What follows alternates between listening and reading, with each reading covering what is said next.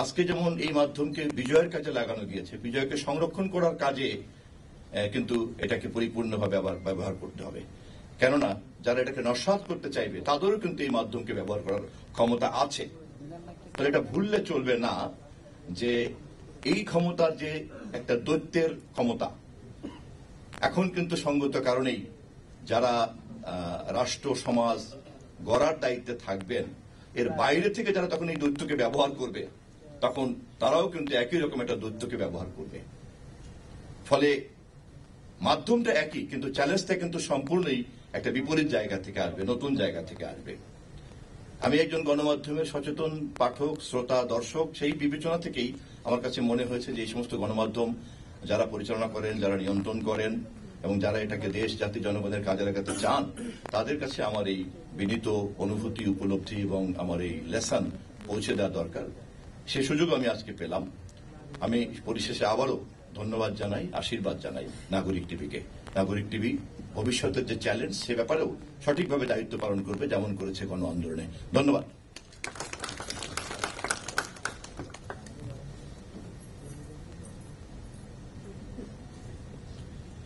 অসংখ্য ধন্যবাদ জনাব জহিরুদ্দিন স্বপন।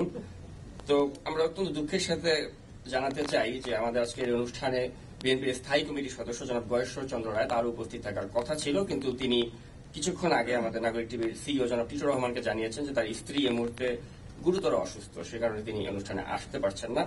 তো আমরা তার স্ত্রীর দ্রুত আরোগ্য কামনা করছি। তো এই পর্যায়ে আমি বক্তব্য রাখতে আমন্ত্রণ জানাচ্ছি সুপ্রিম কোর্টের আইনজীবী ব্যারিস্টার এম সরওয়ার হোসেনকে।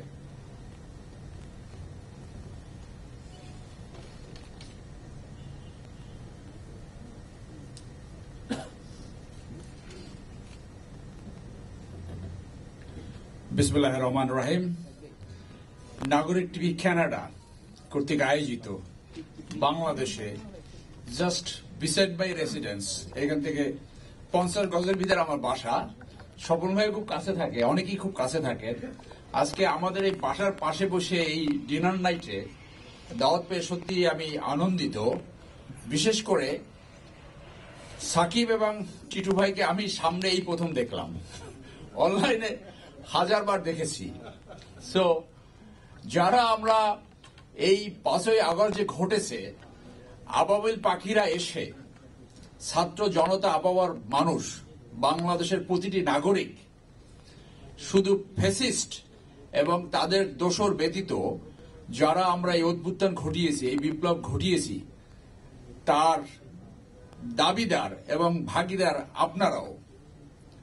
আপনারা কানাডা বসে যেভাবে বাংলাদেশের নির্যাতন, বাংলাদেশের অপশাসন, দুঃশাসন, মাফিয়াতন্ত্র, লুটেরাদের পক্ষে ভয়েস রেইজ করেছেন, তথ্য তুলে ধরেছেন, এটা এদেশের মানুষকে আন্দোলিত করেছে, উৎসাহিত করেছে। আমরা যারা বাংলাদেশে বসে কথা বলতাম, আমরা সত্যিকারে ভয়ে থাকতাম।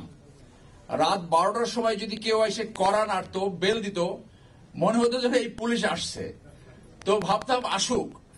তো বিশেষ করে সাকিব যে স্পেশাল এপিসোডগুলো করতো, সে এত দূরে থেকে যে তথ্য কালেকশন করতো, ইটস রিয়েলি ইনক্রেডিবল।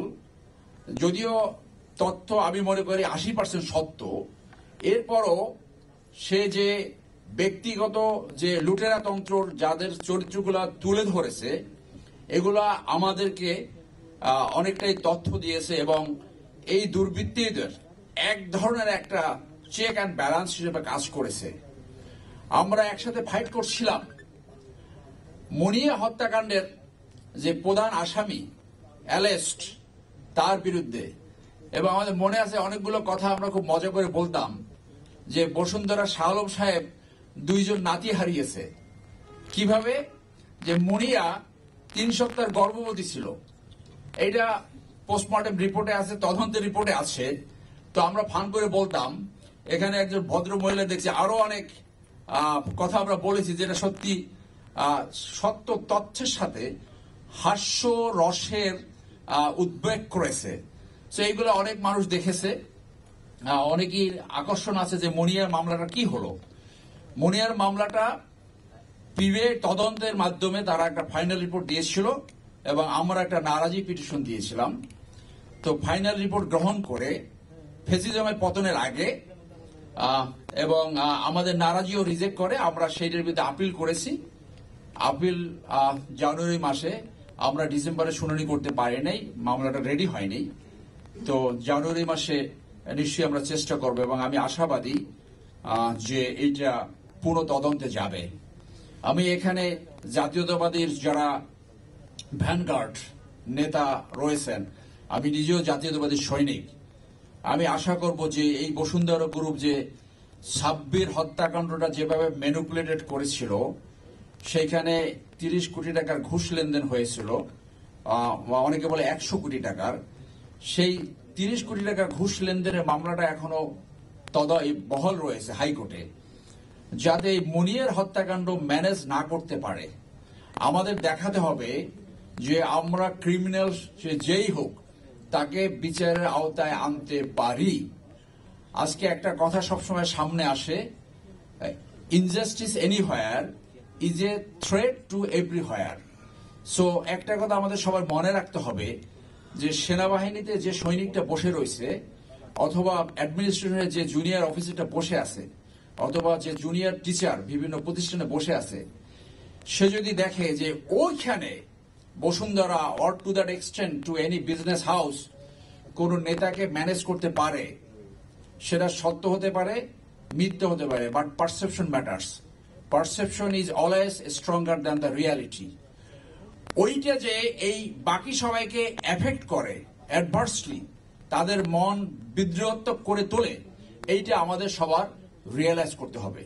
সেই জন্য যে বিজয় অর্জিত হয়েছে, বাংলাদেশে যে special country in the world, যে 50 বছরে 6 বার মিনিমাম 5 বার অভ্যুত্থান ঘটেছে, তার মানে জাতি গঠন হয়নি।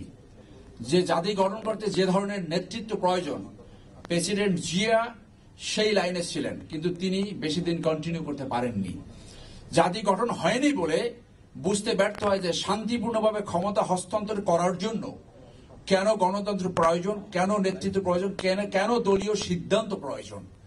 সেই জন্য ভবিষ্যতে এই যে 5 বার যে অভ্যুত্থান ঘটেছে, সর্বশেষ 5ই আগস্ট, সেই থেকে আমাদেরকে শিক্ষা নিয়ে এমনভাবে রাষ্ট্র পরিচালনা করতে হবে যাতে গণতন্ত্র সমুন্নত থাকে, সুশাসন ন্যায় বিচার সমুন্নত থাকে, তাহলে জাতি গঠন করা যাবে। সর্বশেষ শান্তিপূর্ণভাবে ক্ষমতা হস্তান্তরের যে policy, settle principal to keep the state peaceful, সেইটা আমাদের সবাইকে মনে রাখতে হবে। তাহলেই আমরা সবাই ভালো থাকব এবং এই যে স্যাক্রিফাইস হয়েছে জুলাই এবং আগস্টে, সেইটা আমরা সত্যিকারে তাদের জীবনের মূল্যায়ন করতে পারবো। সর্বশেষে আমাকে এখানে দাওয়াত দেওয়ার জন্য সবাইকে ধন্যবাদ। আসসালামু আলাইকুম।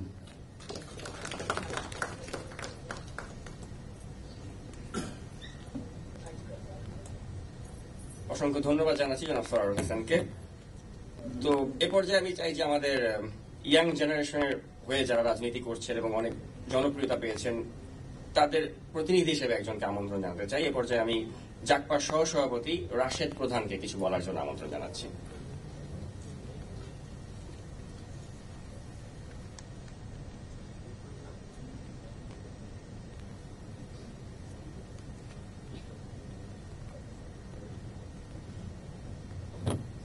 বিসমিল্লাহির রহমানির রহিম। আজকের এই গেট টুগেদার অনুষ্ঠানে উপস্থিত সর্বস্তরের নেতৃবৃন্দ, আসসালামু আলাইকুম। আমার জন্য এই মঞ্চে বক্তব্য দেওয়া একটু কঠিন। আমরা আসলে রাজনৈতিক কর্মী, আমাদের জন্য প্রেস ক্লাব সহজ, পল্টন সহজ, শাহবাগের জায়গাটা সহজ, কিংবা যদি সোহরাওয়ার্দী উদ্যানের ওখানে যখন বক্তব্য দিই আমরা কর্মীরা, আমাদের জন্য ওই জায়গাগুলো অনেক সহজ। এরকম একটা সুন্দর পরিপাটি জায়গায় কথা বলার অভ্যাস আসলে আমাদের নাই। তো আমাদের জন্য জায়গাটা কঠিন, আমরা এইসব জায়গায় আসতেও পারি না, বলতেও পারি না। তো প্রথমেই ধন্যবাদ হচ্ছে টিটু ভাই এবং সাকিব ভাইকে, যে ওই যে রাজপথ থেকে 5 স্টার লেভেলে আমাদেরকে উঠায় আনার জন্য। Thanks goes to you.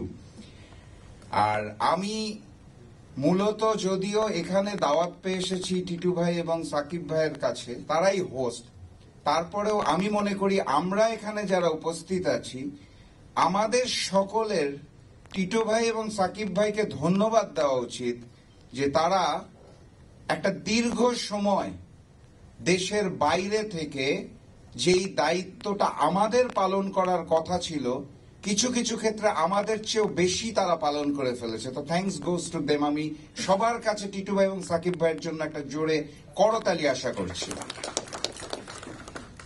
আসলে এখানে যেটা আমাদের জানতে হবে, বুঝতে হবে, এই টিটো ভাই এবং সাকিব ভাই অথবা নাগরিক টিভি আয়োজনটা তাদের, কৃতজ্ঞতাও তাদের, ধন্যবাদটাও আজকে তারাই পাবেন, আমরা না।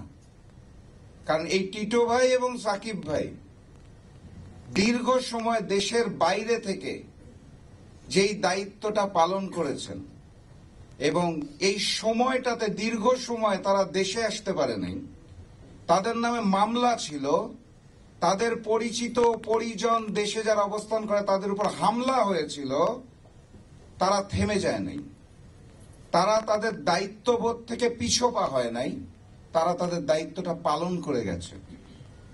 এই নতুন বাংলাদেশে, স্বাধীন বাংলাদেশে আমরা সকলেই টিটো ভাই এবং ভাইয়া যারা আছেন তাদেরকে ধন্যবাদ জানাতে চাই যে তারা তাদের দায়িত্বটা পালন করেছেন ঠিক মতো। সাকিব ভাইয়ের অনুসন্ধানী যে রিপোর্টগুলো ছিল আমাদেরকে উদ্বুদ্ধ করত আন্দোলন সংগ্রামে আরো গভীরে যে রাজপথে থাকার জন্য। তাদের যে সাংবাদিকতা, সেই সাংবাদিকতাটা কোনো অংশে বিপ্লবের চেয়ে কম নয়।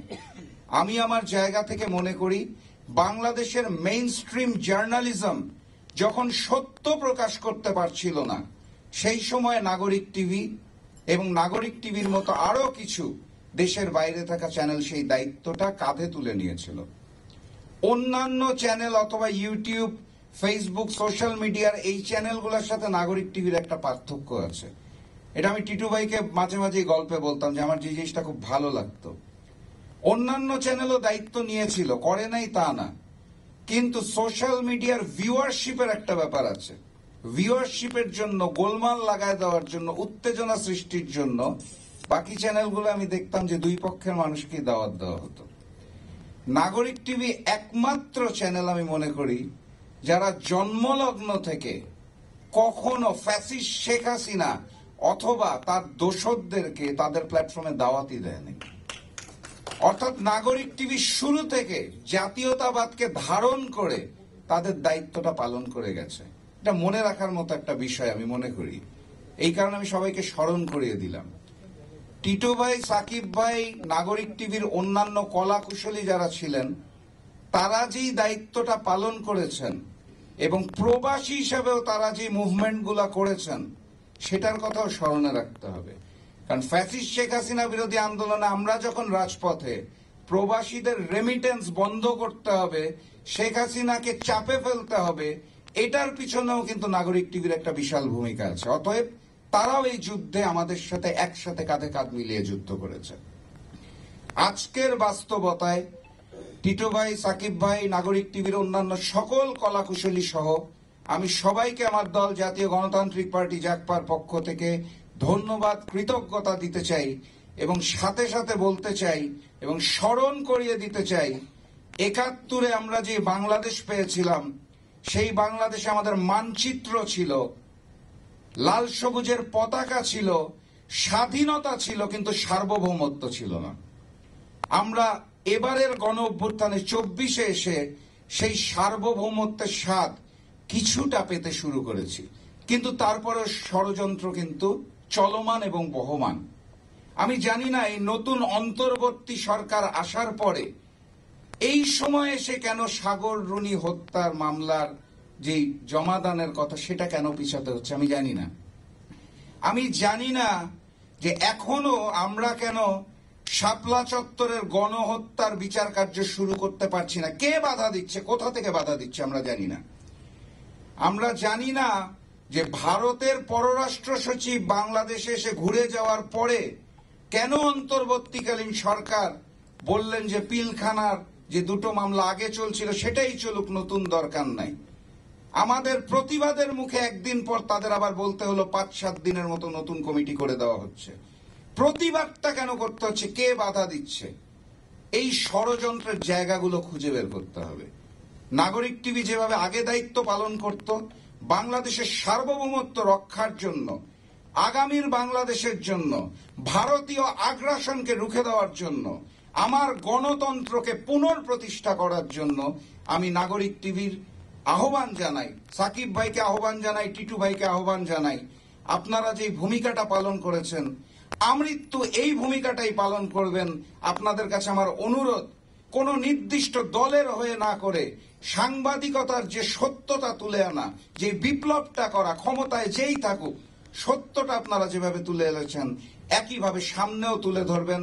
দেশের স্বাধীনতা, সার্বভৌমত্ব এবং গণতন্ত্রের জন্য কাজ করবেন। এইটুকু আশাবাদ আপনাদের কাছে রেখে আমি সবাইকে ধন্যবাদ জানিয়ে নাগরিক টিভি সকল কলাকুশলীকে আমার কৃতজ্ঞতা জানিয়ে আজকের মতো বিদায় নিচ্ছি। বিজয়ের পথে যাত্রা শুরু, জীবন অথবা মৃত্যু। আসসালামু আলাইকুম।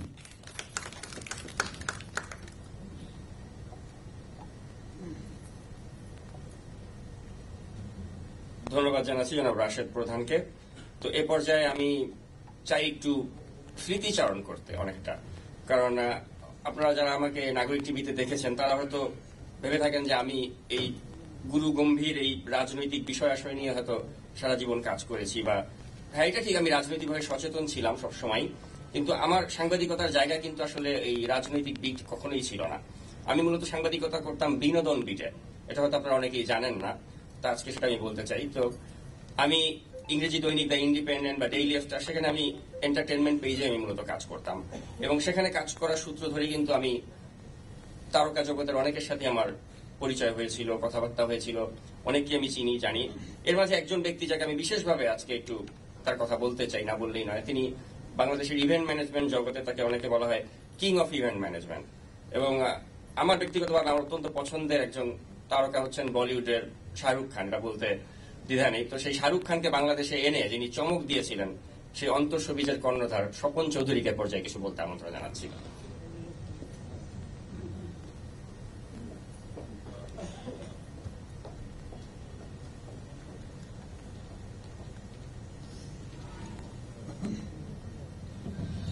আসসালামু আলাইকুম। অ্যাকচুয়ালি এই পরিবেশে একটু আগে রাশেদ ভাই বললেন যেভাবে, ঠিক সেভাবেই আমি তো একেবারে অভ্যস্ত নই, শুধু বিনোদন কাজ করে গিয়েছি প্রায় 3 যুগ। আর সাকিব অনেক পছন্দ করে আমাকে, সেজন্যই আজকে একটু উপস্থাপন করেছে আমাকে। তো আপনারা দোয়া করবেন, আমরা যে স্বাধীনতা পেয়েছি নতুন ভাবে, এই স্বাধীনতা যেন আমরা সর্বক্ষেত্রেই ধরে রাখতে পারি, এবং আমরা স্বাধীনভাবে যে যে প্রতিষ্ঠান আছে, যে সংগঠন আছে সেভাবে কাজ করে যেতে পারি। এবং সবচেয়ে দুঃখের বিষয় হচ্ছে আমাদের সাংস্কৃতিক অঙ্গনে সবচেয়ে বেশি বিপর্যয় ছিল এবং ব্ল্যাক লিস্টের ব্যাপারগুলো ছিল, এগুলো যেন না হয়, এবং আমরা যারা বিনোদন কর্মী যে সকলকে স্বাধীনভাবে বিনোদন দিতে পারি, আমার জন্য দোয়া করবেন, এবং আমরা যেন আবার সবাই হাসি মুখে থাকতে পারি। আসসালামু আলাইকুম, খুদা হাফেজ।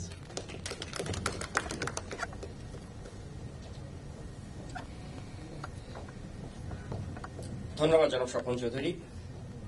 আমাকে কেউ কেউ হয়তো ভেবে থাকেন যে আমি খুব অ্যারোগেন্ট একজন মানুষ, এবং আসলেই তাই, কিছুটা ক্ষেত্রে আমি অ্যারোগেন্ট, মানে আমি সম্মান করার মতো মানুষ আসলে আশেপাশে আমাদের কাজের ক্ষেত্রে, কর্মক্ষেত্রের কথা বলছি, কর্মক্ষেত্রে মানে যারা বস, তাদেরকে সম্মান করার মতো অবস্থা কিন্তু অনেকের ক্ষেত্রেই হয় না। আপনারা অনেকে যারা কাজ করেন তারা জানেন যে বসদেরকে সম্মানটা ভাবে অনেকে আমরা করি না, কাজের ক্ষেত্রে পরিবেশগুলো বৈরী থাকে।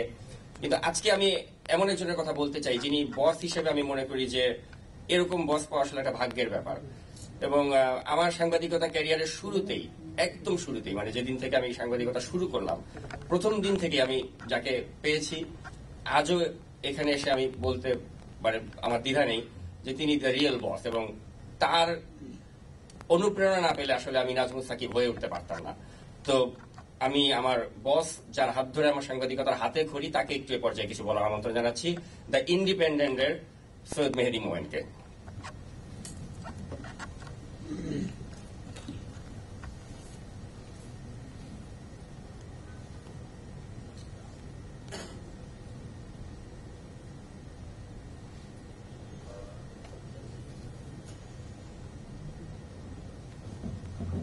আসসালামু আলাইকুম। এখানে সবার সামনে কথা বলার সুযোগ করে দেওয়ার জন্য সাকিবকে অনেক ধন্যবাদ। সাকিব অত্যন্ত বিনয়ী একজন মানুষ, ভেরি হাম্বল ক্যারেক্টার। আসলে ওরকম অ্যারোগেন্সটা সে ক্ষেত্র বিশেষে দেখিয়ে থাকে। আমি প্রথম থেকে প্রায় 1.5 যুগ ধরে তাকে চিনি এবং তার সাথে কাজ করার ভিতরে একটা প্রচন্ড আনন্দ ছিল এবং তার ভিতরে শেখার আগ্রহ ছিল। এবং এটাও বলতে হবে যে সে যদিও আমার থেকে বয়সে অনেক ছোট, তার কাছেও আমি অনেক কিছু শিখেছি। তো আমি আর ওই স্মৃতিচারণের দিকে না যেয়ে আমি বলতে চাচ্ছিলাম যে আমরা যখন নাগরিক টিভি দেখতাম ঢাকা থেকে, আমরা সাংবাদিক মহল একটা হতাশাব্যঞ্জক একটি পরিবেশের ভেতরে আমরা ছিলাম। আমাদের যারা সিনিয়র সাংবাদিক এবং সেলিব্রিটি সাংবাদিক তারা অনেকেই পদলেহনকারী ছিলেন গত সরকারের, পতিত স্বৈরাচারী সরকারের, এবং যারা জাতীয়তাবাদী চেতনা ধারণ করতেন তাদের অবস্থা খুবই নাজুক ছিল। তাদের অনেকেই চাকরি করতে পারেন নাই এবং বলতে গিয়ে বিভিন্ন রকমের প্রতিবন্ধকতা শুধু নয়, অত্যাচারের শিকার হয়েছে। সেই সময় অবশ্যই সাকিব, টিটো ভাই, ওনাদের কথাবার্তা আমাদেরকে অনুপ্রাণিত রাখতো, উজ্জীবিত রাখতো।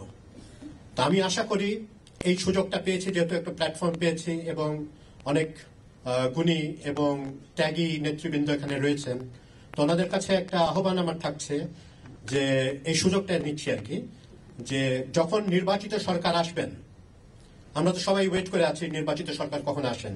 নির্বাচিত সরকার যখন আসবেন তখন যেন মিডিয়া স্বাধীনভাবে তার কাজকর্ম চালাতে পারে। অবশ্যই একটা বিদেশি শক্তির তল্পিবাহক হিসেবে নয়, দেশের শক্তি হিসেবে কাজ চালাতে পারেন, সেরকম ব্যবস্থা ওনারা করবেন।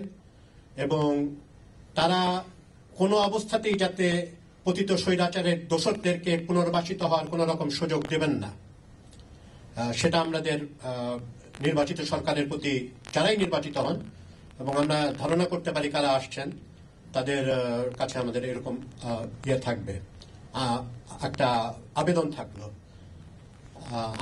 আমারও আসলে ঠিক বলার অভ্যাস তেমন নেই। আমি মূলত প্রেস গ্যালারিতে শোনার অভ্যাস বেশি এবং ইন্টারভিউগুলো আসলে ছাপার অক্ষরে ছাপা হতো, যে ইন্টারভিউ নিয়েছি। সাকিবের প্রথম থেকে একটা ইন্টারভিউ এর প্রতি তার আগ্রহ ছিল। হ্যাঁ, বিভিন্ন সেলিব্রিটির খুব দ্রুত সে অ্যাক্সেস পেয়ে যেত। তার অনেক কোয়ালিটি ছিল যেগুলো রিফ্লেক্টেড হয়েছে। যত বয়স বেড়েছে তার যত ম্যাচুরিটি এসছে, he was mature at that time as well. আমি বললাম যেরকম আমি শিখতে পেরেছি অনেক কিছুই। বন্ধুবৎসল মানুষ, সাহসী মানুষও বলতে হবে। তার ফ্যামিলি আপনারা জানেন, তার বাবাকেও চিনেছি। তার বাবা, ওনাদের সাথে পারিবারিকভাবেও আমার পরিচয় আছে। তো ওনারা সবাই খুবই ভদ্র, বিনয়ী এবং একই সাথে সাহসের এবং উদ্যোগী মানুষ। তো আমার বক্তব্য আপনাদের কাছে কিছুটা খাপছাড়া মনে হলে আমি দুঃখিত। তো এভাবেই শেষ করতে চাই যে আমাদের আগামী নির্বাচিত সরকার দেশকে উত্তরোত্তর উন্নতির দিকে নিয়ে যাবেন এবং যেই আন্দোলনের ফলে যে আমরা অর্জন, সেটা কোনো অবস্থাতেই যাতে আমরা হারিয়ে না ফেলি। বৃহৎ বিপ্লব বলে একটা কথা শোনা যায় প্রায় সময়, এটা যেন আর না হয়। এবং আমি আশা করবো, এখানে টিটো ভাই আছেন, সাকিব তো আছেই, তার সাথে কথাবার্তা হয়, তো ওনারাও এই ভূমিকাটা রাখবেন যে পতিত স্বৈরাচার যেন তারা আর মাথা তুলে না দাঁড়াতে পারে। এই জন্য নির্বাচিত সরকারের প্রতি সাথে তারা সহযোগিতামূলক আচরণ করবেন। এখানে আমরা সবাই কেউই আমরা চাই না সেই দুঃসহ 15-16 বছরের অবস্থায় ফিরে যাওয়ার মতো অবস্থায় যাতে আমরা না যাই। সাকিব এবং টিটো ভাই দুজনকে অত্যন্ত ধন্যবাদ জানাচ্ছি আমাকে ডাকার জন্য। Very kind of them. Thank you. খুদা হাফেজ।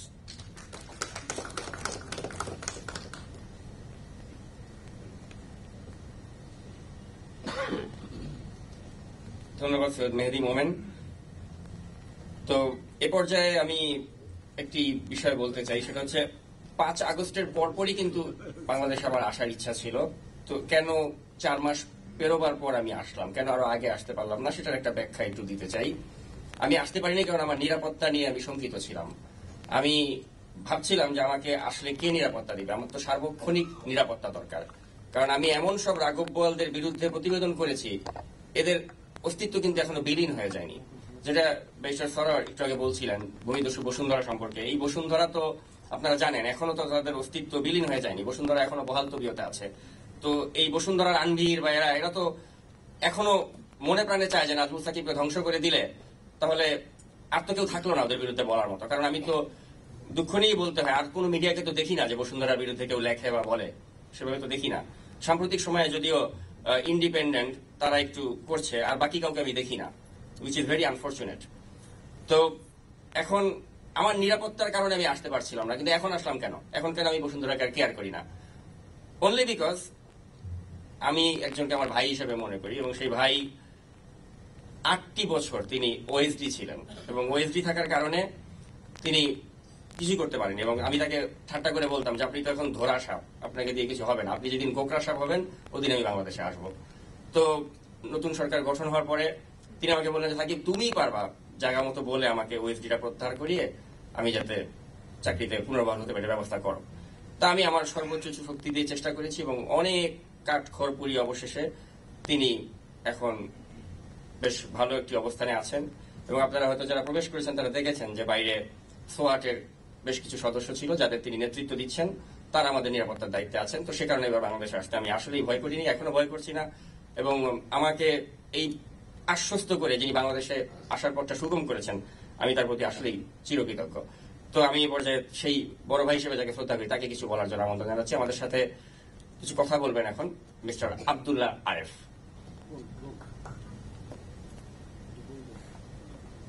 আচ্ছা, আপনার পদটা আমি ভুলে গিয়েছিলাম। অ্যান্টি টেরোরিজম ইউনিটে তিনি তার সম্প্রতি পোস্টিং হয়েছে, অ্যান্টি টেরোরিজম ইউনিটের তিনি পুলিশ সুপার হিসেবে কর্মরত আছেন।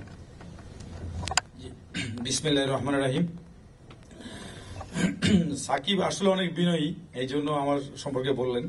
তো আমি একটু আপনাদেরকে বলতে চাই, কারণ এখানে সবাই ভুক্তভোগী। তো আমার আমি কিভাবে মানে প্রবলেমে পড়লাম এবং কিভাবে সেখান থেকে উত্তরিত হলো একটু বলি আপনাদের, একটু ধৈর্য ধরে করে শুনলে উপকৃত হব আর কি। আমি নিজেও মানে স্যাটিসফাইড হব। 2009 সালে আমি বসুন্ধরার যে কথাটি আমাদের ব্যারিস্টার সারোয়ার সাহেব বললেন, সাব্বির হত্যা মামলার আমি তদারককারী অফিসার ছিলাম, এবং আমি সকল রক্তচুকি উপেক্ষা করে আমি বসুন্ধরার বিরুদ্ধে আমি চার্জশিট দিয়েছিলাম। আনফর্চুনেটলি 2008 সালে চার্জশিট, 2010 সালে এসে কোর্ট থেকে সবাই খালাস পেয়ে গেল। এরপরে আমার প্রবলেমটা শুরু হলো, আমি সিআইডি থেকে পোস্টিং হলো। পোস্টিং হওয়ার পর একটা পর্যায়ে যে আমি এয়ারপোর্টের দায়িত্বে, এপিবিএন এর দায়িত্বে থাকলাম। থাকার পর আমাদের জেনারেল সরোয়ার্দী স্যার এখানে আছেন, তখন সেনাপ্রধান ছিলেন আইকেবি ইকবাল করিম ভুইয়া। তো তখন কোন একটা সময় আস্তে আস্তে এজিটেটেড হচ্ছে আর কি প্রফেসর ইউনূসের বিরুদ্ধে। তো আমি স্যার আবার কেন যেন ভালো মানুষদের প্রতি আমার একটা নিজস্ব একটা থাকে যে তাদেরকে সাহায্য করতে। তো আমি এয়ারপোর্টে দায়িত্ব থাকার সময় আমি হন্তদন্ত হয়ে স্যারের নাম্বার জোগাড় করে আমি স্যারকে যে স্যার তখন বিদেশে যাচ্ছিল, আমি এখানে যে বললাম স্যার আপনার এরকম একটু প্রবলেম হচ্ছে, তো আপনি স্যার একটু দেখে শুনে চলুন। তো আমার পাশে এই প্রফেসর ইউনূসের পিএস, সাবেক পিএস আমাদের তানভীর ভাইও আছে, ইচ্ছা করলে আপনারা তার সাথে জিনিসটা জেনে নিতে পারেন। তো তানভীর ভাইকে আমি তখন খুঁজে পাইলাম, আমি বললাম স্যারকে জানান ইমিডিয়েটলি। তো যাও, তখন থেকে স্যারের সাথে আমার একটা মোটামুটি পরিচয়। তো এইভাবে করে মেনটেন করতেছি। তারপর হঠাৎ করে একদিন দেখলাম 1 বছর পরে আমাকে বদলি করে দেওয়া হলো খুলনাতে, এবং ওখানে বলে দেওয়া হলো যে আমি যেন কোনো চেয়ার না পাই। তো তখন সাইমultaneously আমাকে কেএমপিতে যে আমাকে রায়টে পোস্টিং দেওয়া হলো। এখানেই শেষ না, এরপরে রায়টে পোস্টিং হলো। আমি তখন দেখলাম যে আমাকে বিভিন্ন রকম অত্যাচার শুরু হচ্ছে। তো তখন আমি একটা বুদ্ধি করলাম কি করা যায়। তো তখন আমি আমাদের এই আইকেবি স্যারের কাছ থেকে একটু বলে স্যার আমাকে একটু বাঁচান। তো স্যার বোধহয় একটা ফোন করে দিল। আমি তখন একটা স্টাডি লিভে 1 বছরের জন্য নর্থ সাউথ ইউনিভার্সিটি মাস্টার্স করার জন্য আমি হলাম। তো 1 বছর পরে আমি আবার যে খুলনাতে যোগদান করি। তো আমি আশা করতেছিলাম যে আমার বড় কিছু হয়তো হতে পারে। তো তারপরে খুলনা থেকে হঠাৎ করে 2 বছর পরে উইথড্র হলাম। উইথড্র হওয়ার পরে আমাকে নৌ পুলিশে দিল ঢাকাতে বদলি। হওয়ার পরে এখানে আসার পরে হঠাৎ করে একদিন পাতলা কাগজ পাইলাম যে আমি ওএসডি 2017 সালে। এই কয়েকদিন এরকমই। আচ্ছা, ওইটির কারণটা কি? ওই যে হওয়ার কারণ হলো আমার খুলনা থেকে যখন আমার নৌ পুলিশে পোস্টিং হলো, তো ওখানে নৌ পুলিশ একটা নতুন ডিপার্টমেন্ট, তো সারা বাংলাদেশে বিভিন্ন ফাইটার এগুলো করতে হবে, মানে আমরা এস্টাবলিশ করতেছিলাম। তো হঠাৎ করে আপনারা যারা মানে আছেন তারা মানে আমার কথা সত্যতা যাচাই করতে পারেন, সমস্যা নাই। নুরুদ্দিন অপু ভাই আমার গাড়িতে উনি একটা লিভ নিয়েছিল, অর্থাৎ ঢাকা থেকে আমি যশোর যাচ্ছিলাম, আমার ওখানে একটা ছিল আর কি, ফাঁড়ি উদ্বোধনের জন্য আমাদের অ্যাক্টিং চেয়ারম্যানের প্রাইভেট সেক্রেটারি নুরুদ্দিন অপু ভাই বলেছে তোমার গাড়িতে যাই। আমার আগে পূর্ব পরিচিত, আমি ইন গুড ফেথ তাকে আমার গাড়িতে, সরকারি গাড়িতে উঠায় আমি যশোর পর্যন্ত লিভ দিয়েছি। তো তার 2 দিনের পরে আমি দেখি কি আমার মোটামুটি লাভ লেটার আমি ওএসডি। তো যেটা হচ্ছে সেটা হলো এই যে আমি এরকম অনেক ভুক্তভোগী আছে। এই যে ফ্যাসিজম, এই ফ্যাসিজমগুলি যে শুরু হয়েছে একটা ব্যক্তির কারণে, কিন্তু একটা ব্যক্তির কারণে তো অবশ্যই হয়েছে, তাদেরকে সাপোর্ট করেছে একটা গোষ্ঠী, অর্থাৎ পুলিশের মধ্যে একটা গোষ্ঠী, বিভিন্ন ডিপার্টমেন্টে একটা গোষ্ঠী, বিভিন্ন ডিপার্টমেন্টে একটা সিন্ডিকেট তৈরি করেছে এবং তারা এগুলিকে অ্যাক্সিলারেটেড করেছে, অর্থাৎ এটাকে আগায় নিয়ে গেছে। তো একা কিন্তু এই ফ্যাসিজম একজন ব্যক্তির দ্বারা হয়নি। তো এই যে তাদের লেসপেঞ্চারগুলি আমি শ্রদ্ধার সাথে স্মরণ করি আমার টিটু ভাই, এবং সবচেয়ে বেশি শ্রদ্ধা, ভালোবাসা, স্নেহ আমার এই সাকিব। একমাত্র he is the only man যে এই ফ্যাসিজমের বিরুদ্ধে একা লড়ে গেছেন, এবং শুধু লড়া না, যে কথাটা একটু আগে একজন বক্তা বললেন, সে কিন্তু কোনো ফ্যাসিজমের লেসপেঞ্চার কাউকে এনে কিন্তু কোনো টকশোতে বা কোনো কিছু হাজির করেন নাই। এক, দ্বিতীয় নম্বর হইল সে কিন্তু কোথাও কেনা বেচা হয়নি। আমি দেখেছি অনেক, আমি সবাইকে শ্রদ্ধা করি যারা কাজ করেছে, সে একমাত্র লোক যে তার প্রথম কথা হলো আমার সাংবাদিকতা, এবং আমি যে সত্য কথাটা বলবো, এবং টিটু ভাই পেছনে ব্যাকগ্রাউন্ডে তাকে, এই টিমটা এত বড় স্ট্রং টিম ছিল যে টিটু ভাই পেছনে ছিল, ওর সামনে থেকে স্পিচ ও বলতো, এবং ওর উপস্থাপনা দেখেন, আমরা তো এত সুন্দরভাবে কথা বলতে পারি না। মজার কাহিনী হইল যে ছাত্র আন্দোলন যখন শুরু হয় তখন আমি সৌদি আরবে হজ করতে গেছি আমার মাকে নিয়ে। তো আমি যখন ছাত্র আন্দোলন শুরু হয়ে গেল তখন কিন্তু ফ্লাইট বন্ধ। তো আমি কি করব, আমার আমেরিকান ভিসা ছিল, তো আমার এই টিকিট কাটলাম, বললো যে ঠিক আছে আপনি আমেরিকা ঘুরে যেতে হবে, আপনাকে এখান থেকে কোনো ফ্লাইট সৌদি আরব থেকে যাবে না। তো আমি গালফ এয়ারে করে আমি তখন ওকে ফোন করলাম যে আমি তো এই বিপদে পড়ে গেছি, আমার তো ছুটি শেষ হয়ে যাচ্ছে, মানে ছুটি মানে নর্মাল, আমি তো আর যাইতে হবে। তখন বলছে আপনি আমার এখানে চলে আসেন। তো চলে আসলাম, চলে যাওয়ার পরে 28 তারিখ হলো, তারপরে আমি 28 তারিখ ফ্লাইটে আমি নামলাম। নেমে আল্লাহর রহমতে আমি ওই নামার পরপরই আমার মোবাইলটা আমি রেড, মানে হোয়াটসঅ্যাপে রেড করছি, বিকজ অফ ছাত্র আন্দোলনের প্রতি শ্রদ্ধা রেখে। উইদিন 5 মিনিটস আমাকে ফোন করেছে কোন একটা জায়গা থেকে, বলে যে আপনি অ্যারেস্ট হবেন, কারণ আপনার এটা তো আপনার রেড কেন করছেন। তো আমাকে খুব ধমকা, তুমি কি হলো, আমি একটু ভয় পেলাম। আমি ভয় পেয়ে আমি সাকিবকে ফোন দিলাম যে সাকিব এই অবস্থা, বলেছে না আপনি তাহলে আপাতত একটু আবার আগের মতো হয়ে যান, রেড করার দরকার নেই। তারপরে আমি এই করলাম, তো আমার মনের ভিতরে আমি তখন আমার ইতিমধ্যে আমি বাসায় এসে দেখি যে আমার বাচ্চা 2 জন অলরেডি নেমে গেছে রাস্তায়, নেমে গেছে, তারা ইংলিশ মিডিয়াম ছাত্রী নেমে গেছে। তো আমি বললাম যে যা থাকে কপালে, আমি পরে আবার ওটা রেড করে দিলাম। এবং আপনাদের দোয়ায় আমি এটা গর্বিত যে আমি ছাত্র আন্দোলনে সরাসরি যোগ দিয়েছি, এবং আমার ভিডিও ফুটেজ যারা দেখেছেন যমুনা টিভিতে, আপনারা এখনো আছে, আপনারা দেখেন আমি ছাত্রদেরকে নিয়ে আমি স্পিচ দিয়েছি, চাকরি থাকুক যা হয় হোক, জেলে গেলে যাব। আমি সাকিব বলো যে সাকিব তখন আমাকে একটা টেক্সট দিল যে আপনার এই সাহসিকতা আমি খুবই ভালো লাগছে আমার। তো সাকিবের যে গুণটা সেটা হলো সাকিব মানুষকে চিনে এবং মানুষকে প্রমোট করতে জানে। আর টিটু ভাইয়ের গুণটা হলো টিটু ভাই হলো সাকিবকে কিভাবে প্যাট্রোনাইজ করা যায় সেভাবে সামনে আগায় দিচ্ছে। এই যে টিমটা, আমি বিশ্বাস করি এই টিম যদি সঠিকভাবে এই টিমটা থাকে, তাহলে আমরা এই যে বর্তমান সরকার, নির্বাচিত সরকার, যে সরকারই আসুক না কেন, আর পেছনের দিকে আমাদের যেতে হবে না। আমি একটা জিনিস খালি বলে শেষ করতে চাই, আমি সাংবাদিকদেরকে শ্রদ্ধার সাথে স্মরণ করি এবং স্যালুট করি, বাট ওই সময় কিন্তু আসলে কোনো সাংবাদিক সঠিক তথ্য প্রচার করেন নাই বা করতে পারেন নাই বা করেন নাই, সেই সাহসিকতা তাদের ছিলও না বলে আমি মনে করি। কারণ সাহসিকতা মানুষের জন্মের পর থেকেই হয়, সেটাকে পরিচালিত করে বিভিন্ন ইসের মধ্যে, কিন্তু মূল সাহসী ব্যক্তি আপনি দেখেন, ইতিহাস পর্যটন দেখবেন, সাহসী ব্যক্তি মায়ের পেট থেকে আসে।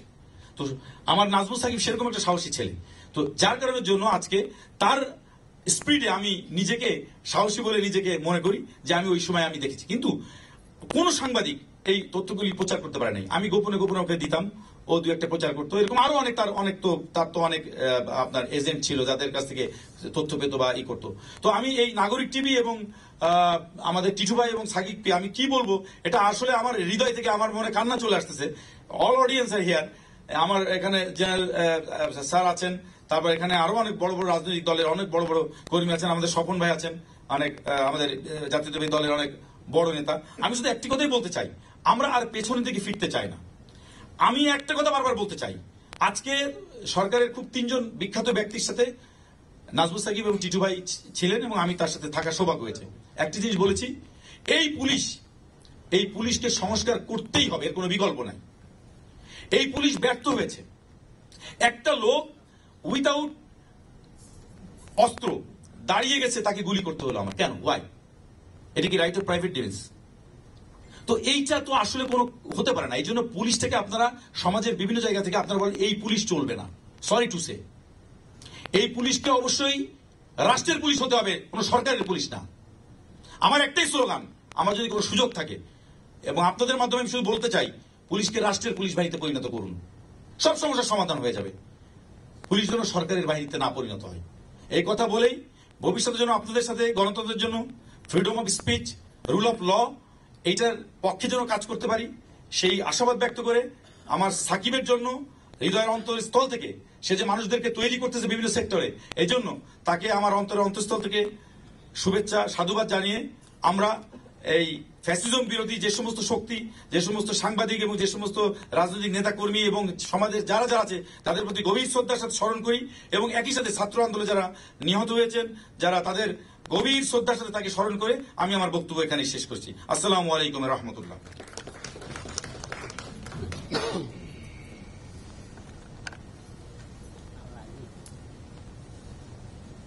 ধন্যবাদ জানাচ্ছি জনাব আব্দুল্লাহ আরেফ। তো এ পর্যায়ে আমি আমাদের নাগরিক টিভিতে প্রায়শই আমরা যাকে দেখতাম রাজনৈতিক বিশ্লেষণ করতে, সেই আমাদের সকলের পরিচিত জায়েদুল করিম চৌধুরী পলাশ, তাকে কিছু বলার জন্য আমন্ত্রণ জানাচ্ছি।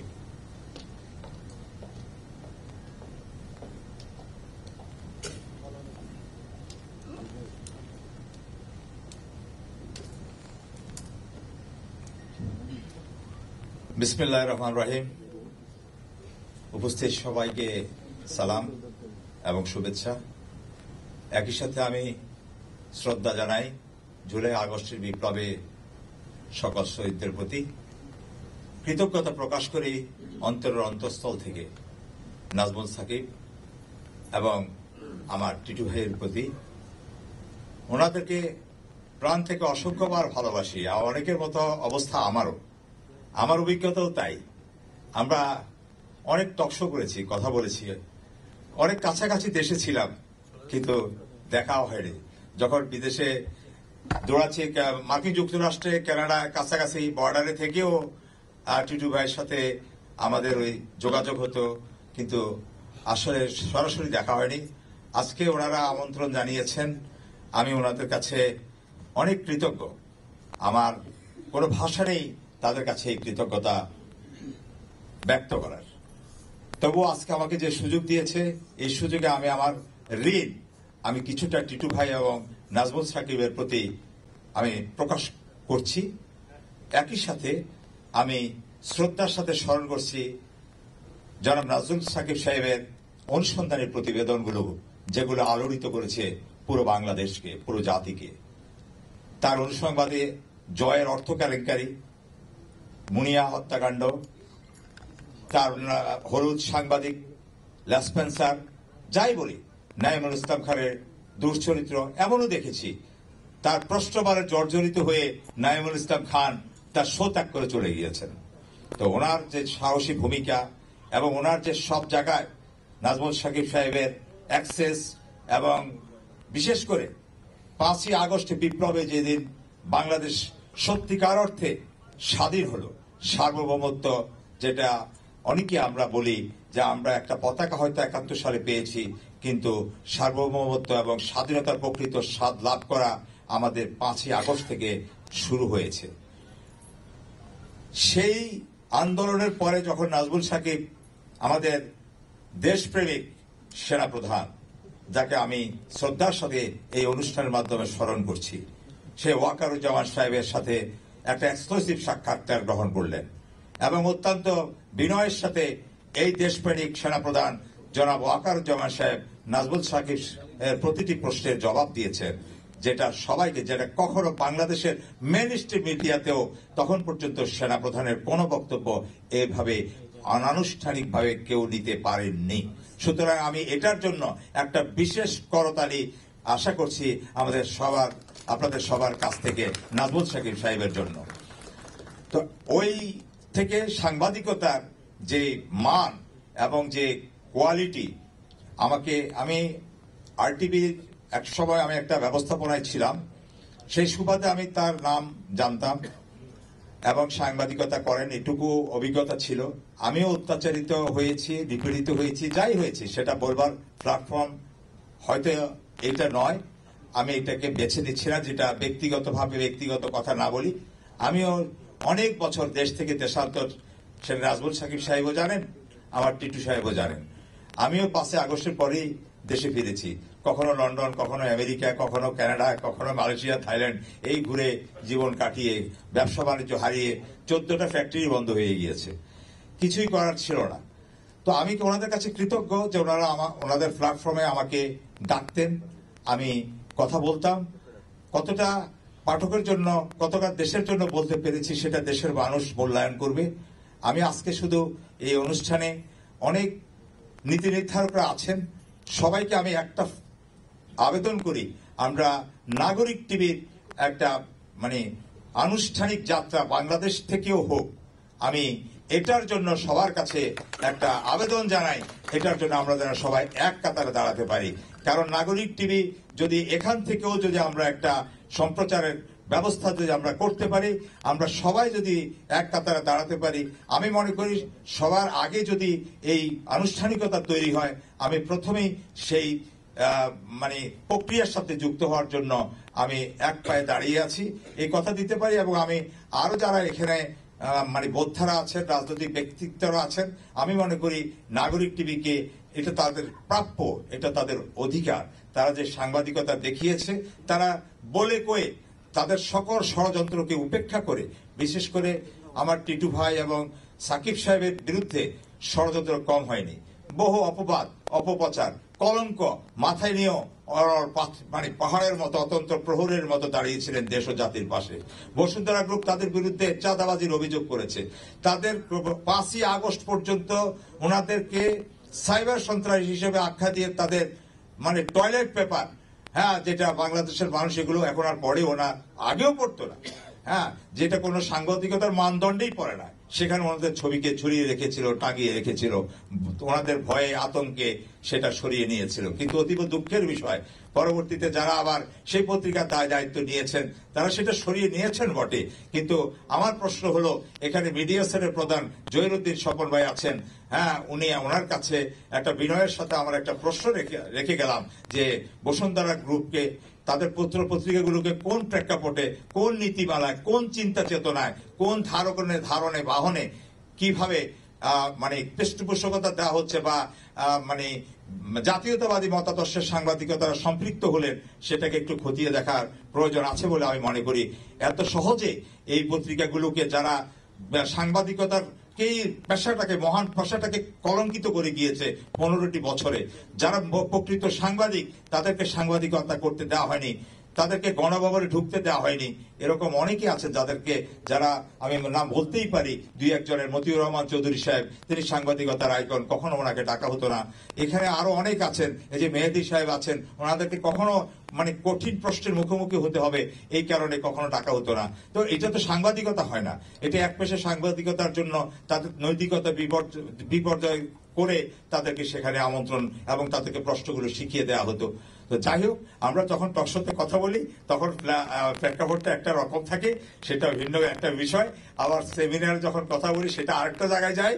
আবার যখন কোনো অডিয়েন্সের সামনে কথা বলি তখন কিছুটা ধরু কাপ একটা চিন্তা যে কতটা ভুল করলাম, শুদ্ধ করলাম, কারণ অসংখ্য মেধাবী প্রজ্ঞাবান মানুষরা সামনে বসে থাকেন, কতটা বেয়াদবি হয়ে গেল, দৃষ্টতা হয়ে গেল, সেটাও মনের অবচেতন মনে কাজ করে। তো সবকিছু মিলিয়ে আমি ওনাদের নাগরিক টিভির সাফল্য কামনা করি এবং বিশেষ করে আমি আরো কৃতজ্ঞতা প্রকাশ করি। এবং এই নাগরিক টিভির এই বিশেষ আজকের এই অনুষ্ঠানে যোগদানের জন্য আমার বিদেশে যাওয়ার কথা ছিল আজকেই, আমি শুধুমাত্র আমি কিভাবে প্রকাশ করব যে আমার তো আমি তো অনেক ঋণ, হ্যাঁ, আমার এই ঋণটাকে আমি কোনোভাবে প্রকাশ করি, বিদেশ যাত্রাটাকে আমি স্থগিত করি। আমি সেটা স্থগিত করি, এই অনুষ্ঠানে এসেছি। হ্যাঁ, আমাকে ওনারা ডেকেছেন, এজন্য আমি আবারও কৃতজ্ঞতা প্রকাশ করি। আবারও নাগরিক টিভি যেন বাংলাদেশ থেকে তাদের সম্পূর্ণরূপে কার্যক্রম চালাতে পারে আধুনিক প্রযুক্তির মাধ্যমে। তারা আধুনিক প্রযুক্তি এমনি ব্যবহার করে। অন্য চ্যানেলগুলো, একজন বক্তা বলছিলেন যে তারা এতটা প্রযুক্তি নির্ভর, এখনো অন্যান্য অনলাইন প্ল্যাটফর্মগুলো হয়ে ওঠেনি নাগরিক টিভি যতটা হয়ে উঠেছে। তো যাই হোক, আমি এই আহ্বান সবার প্রতি রেখে, এই অনুরোধ সবার প্রতি রেখে, এই সহযোগিতা সবার কাছে প্রত্যাশা করে আমি আমার বক্তব্য শেষ করছি। বিশেষ করে নাজমুল সাকিবের প্রতি আবারও শ্রদ্ধা, স্নেহ, ভালোবাসা সবকিছু থাকলো। টিটু ভাইয়ের প্রতিও থাকলো অসংখ্য ভালোবাসা। ধন্যবাদ। আসসালামু আলাইকুম সকলকে।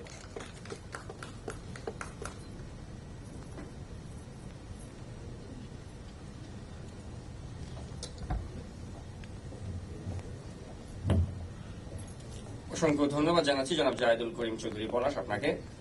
তো তিনি তার কথার ফাঁকে তিনি বলছিলেন যে, আপনাদেরকে তালিও দিতে বলছিলেন যে মাননীয় সেনাপ্রধান জেনারেল ওয়াকারুজ্জামানের যে সাক্ষাৎকারটা আমি নিয়েছিলাম সেটার ব্যাপারে তিনি কথা বলছিলেন।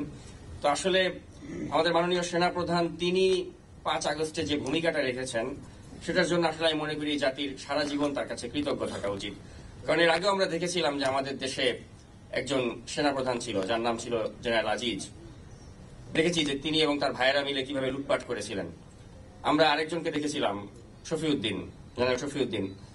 এরা কিভাবে রাতের ভোটের নির্বাচনী বলেন বা ডামি নির্বাচনী বলেন, সেসব জায়গায় এ ধরনের সেনাপ্রধানের কি ভূমিকা ছিল আমরা জানি।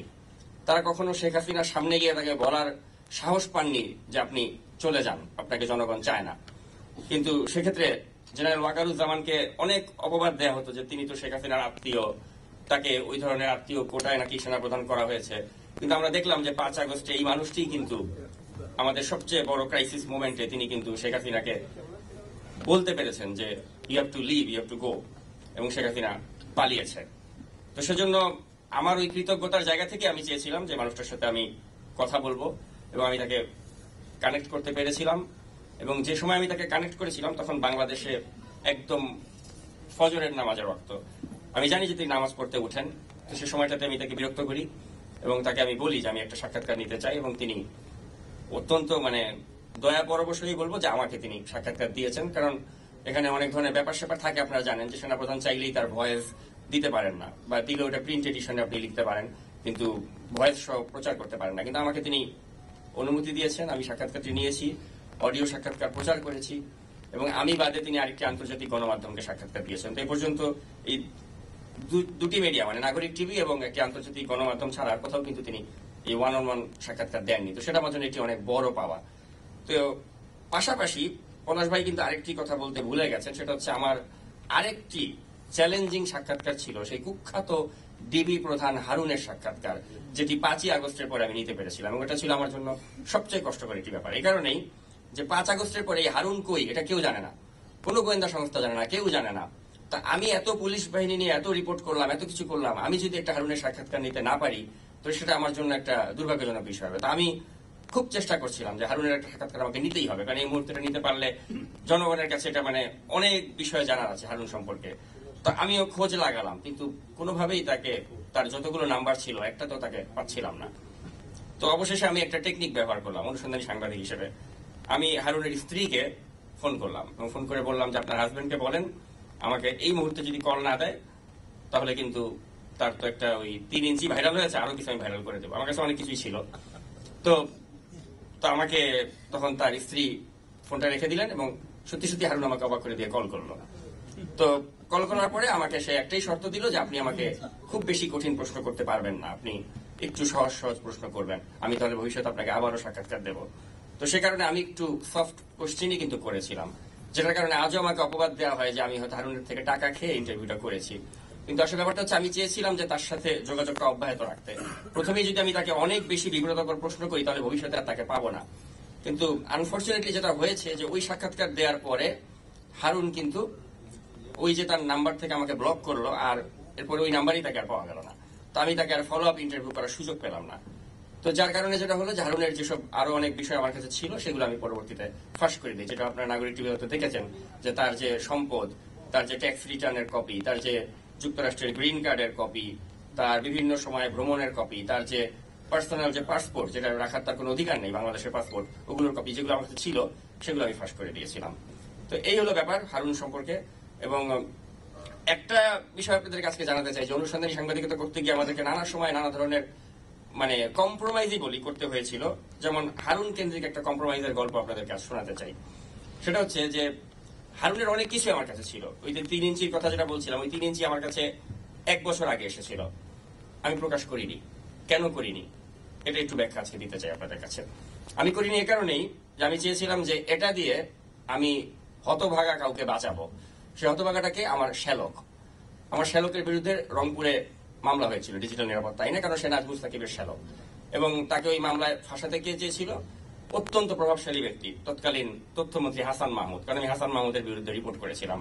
তো সেই হাসান মাহমুদ আমাকে না পেয়ে, আমার শ্যালক বাংলাদেশে থাকে, তাকে এই মামলা দিয়ে অ্যারেস্ট করার সমস্ত প্রক্রিয়া চলে গিয়েছিল এবং অ্যারেস্ট হতে খুব বেশি বাকি ছিল না, মামলার চার্জশিটও রেডি হয়ে গিয়েছিল। তো তখন আমি হারুনকে সরাসরি ফোন করে বলেছি যে তোমার 3 ইঞ্চি আমি ভাইরাল করব, তুমি আমার শ্যালককে রক্ষা করো। এবং হারুন ডিড দ্যাট। এবং হারুন হাসান মাহমুদকে ডাইরেক্ট বলে, স্যার আপনি ওখানে কিছু করবেন না, যদি করেন তাহলে কিন্তু আমার আপনার বিরুদ্ধে ব্যবস্থা নিতে হবে। এবং আসলে হারুন অনেক পাওয়ারফুল, হারুনের বিরুদ্ধে তথ্যমন্ত্রীও যেতে পারেনি। তো যাক, এর মাধ্যমে আমার শ্যালক অন্তত রক্ষা পেয়েছে।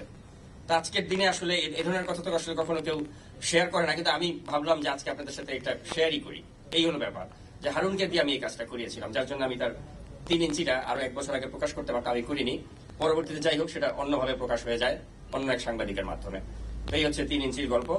তো এই পর্যায়ে বক্তব্য রাখতে অনুরোধ করছি আমি সাংবাদিক ইলিয়াস খানকে, তিনি যদি কিছু বলেন।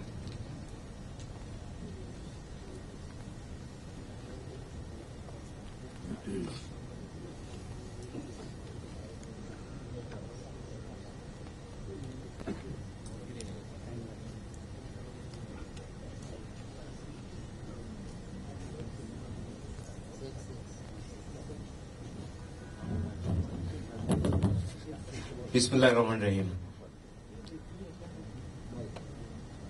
নাগরিক টিভি একটি ব্যাপক পরিচিত নাম আমাদের কাছে। এটি কিন্তু বাংলাদেশের নাগরিক টিভি না, বাংলাদেশে কিন্তু একটা নাগরিক টিভি আছে, আমরা সবাই জানি। বাট সেই টিভিটি কেমন ভূমিকা ছিল সেই প্রশ্নে আমি যাব না। বাট এই নাগরিক টিভির কেমন ভূমিকা ছিল আমরা সবাই জানি। এমনও হয়েছে দেশব্যাপী যখন স্বৈরাচার বিরোধী আন্দোলন হয়েছে, সেই সময় এমনও অনেকে আছেন যে নাগরিক টিভির রিপোর্ট না দেখে আমরা ঘুমাতাম না, কারণ এমন একটি সময় এসেছিল আমাদের, এত দুর্বিষহ ভাবে আমাদের উপর চেপে বসেছিল, আমরা অনেকেই মনে করেছি এই স্বৈরাচার বুঝি আর কখনো বিদায় নেবেন না, কিন্তু তারা বিদায় নিয়েছে। আমি আজকে এই অনুষ্ঠানে বলতে চাই, এই মানুষের মনন গঠনে এই যে স্বৈরাচারের বিরুদ্ধে মানুষের যে মানসিক প্রস্তুতি আন্দোলন করার, সেক্ষেত্রে একটি বড় ভূমিকা পালন করেছে নাগরিক টেলিভিশন। নাগরিক টেলিভিশন 2 কর্তা ব্যক্তি আজকে এখানে আছেন। এর মধ্যে টিটি রহমান যিনি আছেন, তার সঙ্গে আমার প্রায় মাঝে মাঝে কথা হতো, রাতে কথা হতো, নানা বিষয়ে আমরা শেয়ার করতাম। বাংলাদেশে আমরা কেমন ছিলাম আজকে এই অনুষ্ঠানে যারা আছেন সবাই জানেন। এক দুর্বিষহ অবস্থার মধ্যে দিয়ে আমরা পার করেছি গত 15.5 বছর। সেই সময় আমরা যারা টক শো করি, এখানে অনেকে আছেন যারা টক শোতে যান, আমি দেখতে পাচ্ছি, তাদেরকেও নানাভাবে বাধা দেওয়া হতো। একটি গোয়েন্দা সংস্থা যাদের কাজ এগুলো মনিটর করা না, তারা এই কাজটি করতেন অত্যন্ত দুর্ভাগ্যজনক ভাবে। একটু আগে নাজমুল সাকিব বলেছেন যে আমাদের সেনাপ্রধান তিনি কিন্তু এই স্বৈরাচারের পতনের সময় খুব গুরুত্বপূর্ণ একটি ভূমিকা পালন করেছেন, কারণ ফ্যাসিস্ট হাসিনা তিনি চেয়েছিলেন যে যত মানুষ মরুক বাংলাদেশের, যত ছাত্র জনতা মারা যাক, আমার ক্ষমতায় থাকতে হবে, কিন্তু শেষ পর্যন্ত তিনি পারেননি এবং তিনি পালিয়ে গেছেন। এবং আমরা সবাই জানি, আমরা সবাই বইয়ে পড়েছি, এই ভূখণ্ড থেকে 2 জন ব্যক্তি পালিয়ে গেছেন। একজন লক্ষণ সেন 800 বছর আগে, আর একজন শেখ হাসিনা। এই 2 ব্যক্তি কিন্তু পালিয়ে গেছে। তো স্বৈরাচারের পতন হয়েছে, আমরা একটি সুষ্ঠু পরিবেশ চাই, গণতান্ত্রিক পরিবেশ চাই।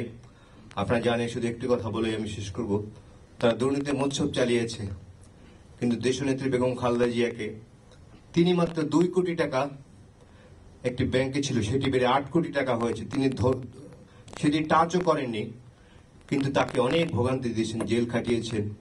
একজন বয়োবৃদ্ধ নাগরিক, 3 বারের প্রধানমন্ত্রী, কিন্তু তিনি চিকিৎসা পাননি।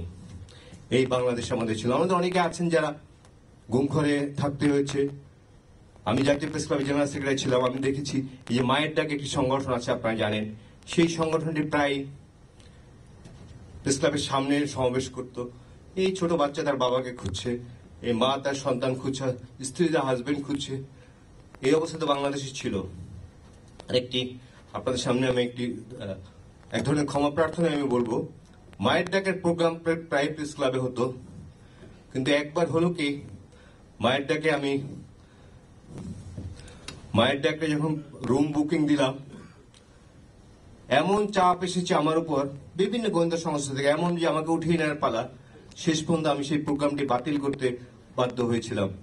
এই বাংলাদেশে আমরা বাস করেছি, আজকে যে মুক্ত বাংলাদেশে আমরা পেয়েছি, এই পাওয়ার ক্ষেত্রে নাগরিক টিভি বড় ভূমিকা পালন করেছে। একজন ভাই বলেছেন যে নাগরিক টিভি ঢাকায় একটি অফিস করা যায় কিনা, এটা একটি খুব ভালো কথা। এবং নাগরিক টিভি যে অনুসন্ধানী সাংবাদিকতা দেখিয়েছে, বাংলাদেশে অনেক টিভি দেখাতে পারেনি। আমি আশা করতে চাই নাগরিক টিভি আগামীতে আলো ভালো করবে, এবং যাদের স্মরণে আজকের অনুষ্ঠান, যাদের সম্মানে আজকের অনুষ্ঠান, তাদের প্রতি আমি কৃতজ্ঞতা প্রকাশ করছি। একই সঙ্গে আমাকে এখানে ডাকার জন্য ধন্যবাদ জানাচ্ছি। সালাম আলাইকুম।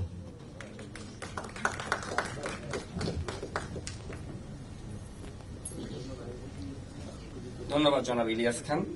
তো এই পর্যায়ে আমি তরুণ প্রজন্মের যারা রাজনীতিবিদ রয়েছেন তাদেরই একজন প্রতিনিধি বলবো, এবং যিনি অত্যন্ত জনপ্রিয় বর্তমানে, তাকে কিছু কথা বলার আমন্ত্রণ জানাচ্ছি। আমি আমন্ত্রণ জানাতে চাই এনডিএম চেয়ারম্যান জনাব ববি হাজ্জাজকে কিছু কথা বলার জন্য।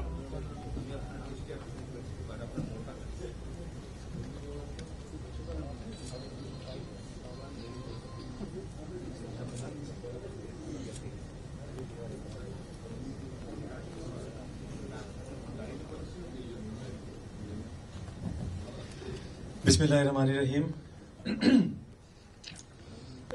নাগরিক টিভি বাংলাদেশে আসবে, বনানী ক্লাবে আমরা একটা আয়োজন হবে যেখানে নাগরিক টিভি আয়োজনটা করবে এবং নাগরিক টিভি নিয়ে আমরা কথা বলবো। এটা আসলে আমি কয়েক মাস আগেও কখনো কল্পনায় ভাবিনি। নাগরিক টিভি যেসব ফিচার করেছে গত কয়েক বছর, নাজমুস সাকিব, টিটু সাহেব যে কাজগুলো করেছে গত কয়েক বছর, মানে তাদের হয়তো কোন বিদেশি মাটিতে বাংলাদেশি এমবাসির কাছে যাওয়া হয়তো তাদের জন্য ভয়ঙ্কর বিষয় ছিল। তারা বাংলাদেশের মাটিতে এসে করতে পারবে, এটা আসলে মানে আমরা যে দিন বদল করতে পেরেছি, জুলাই আগস্ট যে সাকসেসফুল হয়েছে, সেটার পরিচয় আজকে নাগরিক টিভি এখানে অনুষ্ঠান করছে। আমরা সবাই মিলে একবার নাগরিক টিভির জন্য একটা হাততালি দিয়ে দিই প্লিজ। মানে গত কয়েক বছর ধরে নাগরিক টিভি আমরা সবাই ফলো করছি। আমরা দেখছি অনেক বিষয়, শুধু রাজনৈতিক না, রাজনীতির বাইরেও দেশে যত ধরনের কোন ধরনের ক্রাইম, ইমোরাল বা ক্রিমিনাল অ্যাক্টিভিটি নিয়ে তারা বড় দাগে আওয়াজ তুলতে চেষ্টা করেছে, আওয়াজ তুলেছে। আমি আশা রাখবো যে এর আগে যখন একটা স্বৈরাচারী শাসন ছিল, একটা ফ্যাসিস্ট সরকার ছিল, তাদের বিরুদ্ধে জোর গলায় তারা নাগরিক টিভি বারবার আওয়াজ তুলেছে। যখন আওয়াজ তুলেছে তখন আমরা অনেকেই নাগরিক টিভির বন্ধু ছিলাম। নাগরিক টিভির বন্ধু যারা ছিল তাদের অনেকে এখন সরকারে আছে বা আগামীতে আবার সরকারে আসবে, হয়তো আমরা আসবো বা যেই আসুক, তাদের দ্বারা যদি ভুলগুলো আবার একই ধরনের ভুল, হাসিনার মতো ভুল আর কেউ করবে না, সেটা ভিন্ন জিনিস। কিন্তু ভুল সরকারে গেলে করতেই পারে যে কোনো কেউ। সেই সরকারকে, সেটা আমরা থাকি যেই থাকুক, তাদেরকেও যেন জবাবদিহিতার কাঠগড়ায় বারবার করে নাগরিক টিভি দাঁড়া করায়। তারা যেন বন্ধুত্ব পরায়ণতা না দেখায়। তারা গত কয়েক বছর যেমন সব ধরনের ঝুঁকি নিয়ে বাংলাদেশের জনগণের হয়ে বা সত্যর হয়ে লড়াই করেছে, এই লড়াইটা যেন ক্ষমতায় যেই থাকুক না কেন তারা একইভাবে চালিয়ে যায়। আমার এই একটা প্রত্যাশা থাকবে নাগরিক টিভি সবার কাছ থেকে। আমি আবারও নাগরিক টিভির সাথে যারা জড়িত তাদের সবাইকে ধন্যবাদ জানাই। তাদের গত অনেক বছরের এই পরিশ্রম, সত্যকে ধরে রাখার তাদের যে আন্দোলন, যে সংগ্রাম, সেসবগুলো তাদেরকে ধন্যবাদ জানিয়ে আমি বক্তব্য শেষ করছি। আপনাদের সবাইকে ধন্যবাদ।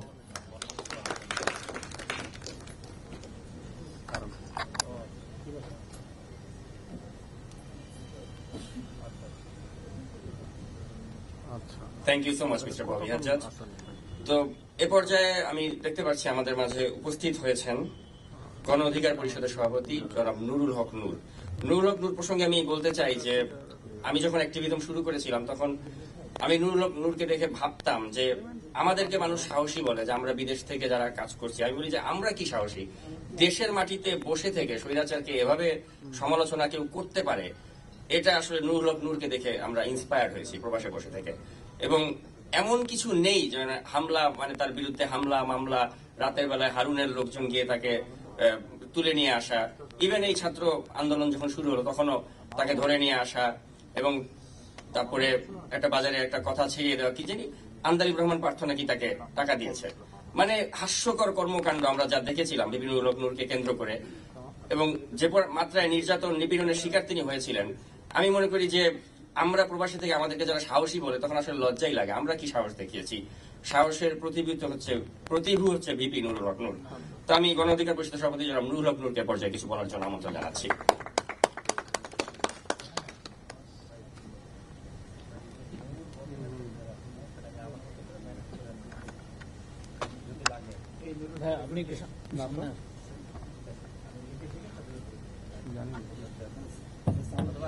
বিসমিল্লাহির রহমানির রহিম। উপস্থিত সকলকে শুভেচ্ছা এবং সালাম, আসসালামু আলাইকুম। বিশেষ ধন্যবাদ জানাই কানাডা ভিত্তিক অনলাইন পোর্টাল নাগরিক টিভি, যারা আজকে বিভিন্ন শ্রেণী পেশার মানুষকে এখানে একত্রিত করেছে। টিটু ভাই এবং নাজমুস সাকিব ভাই, তারা দুইজনই মূলত এই পোর্টালের সাথে আই থিঙ্ক একেবারে সব ধরনের ম্যানেজমেন্ট, উপস্থাপনা থেকে শুরু করে টেকনিক্যাল, ফাইন্যান্স, সব ধরনের তারা দুজনই মূলত এটা করে থাকে।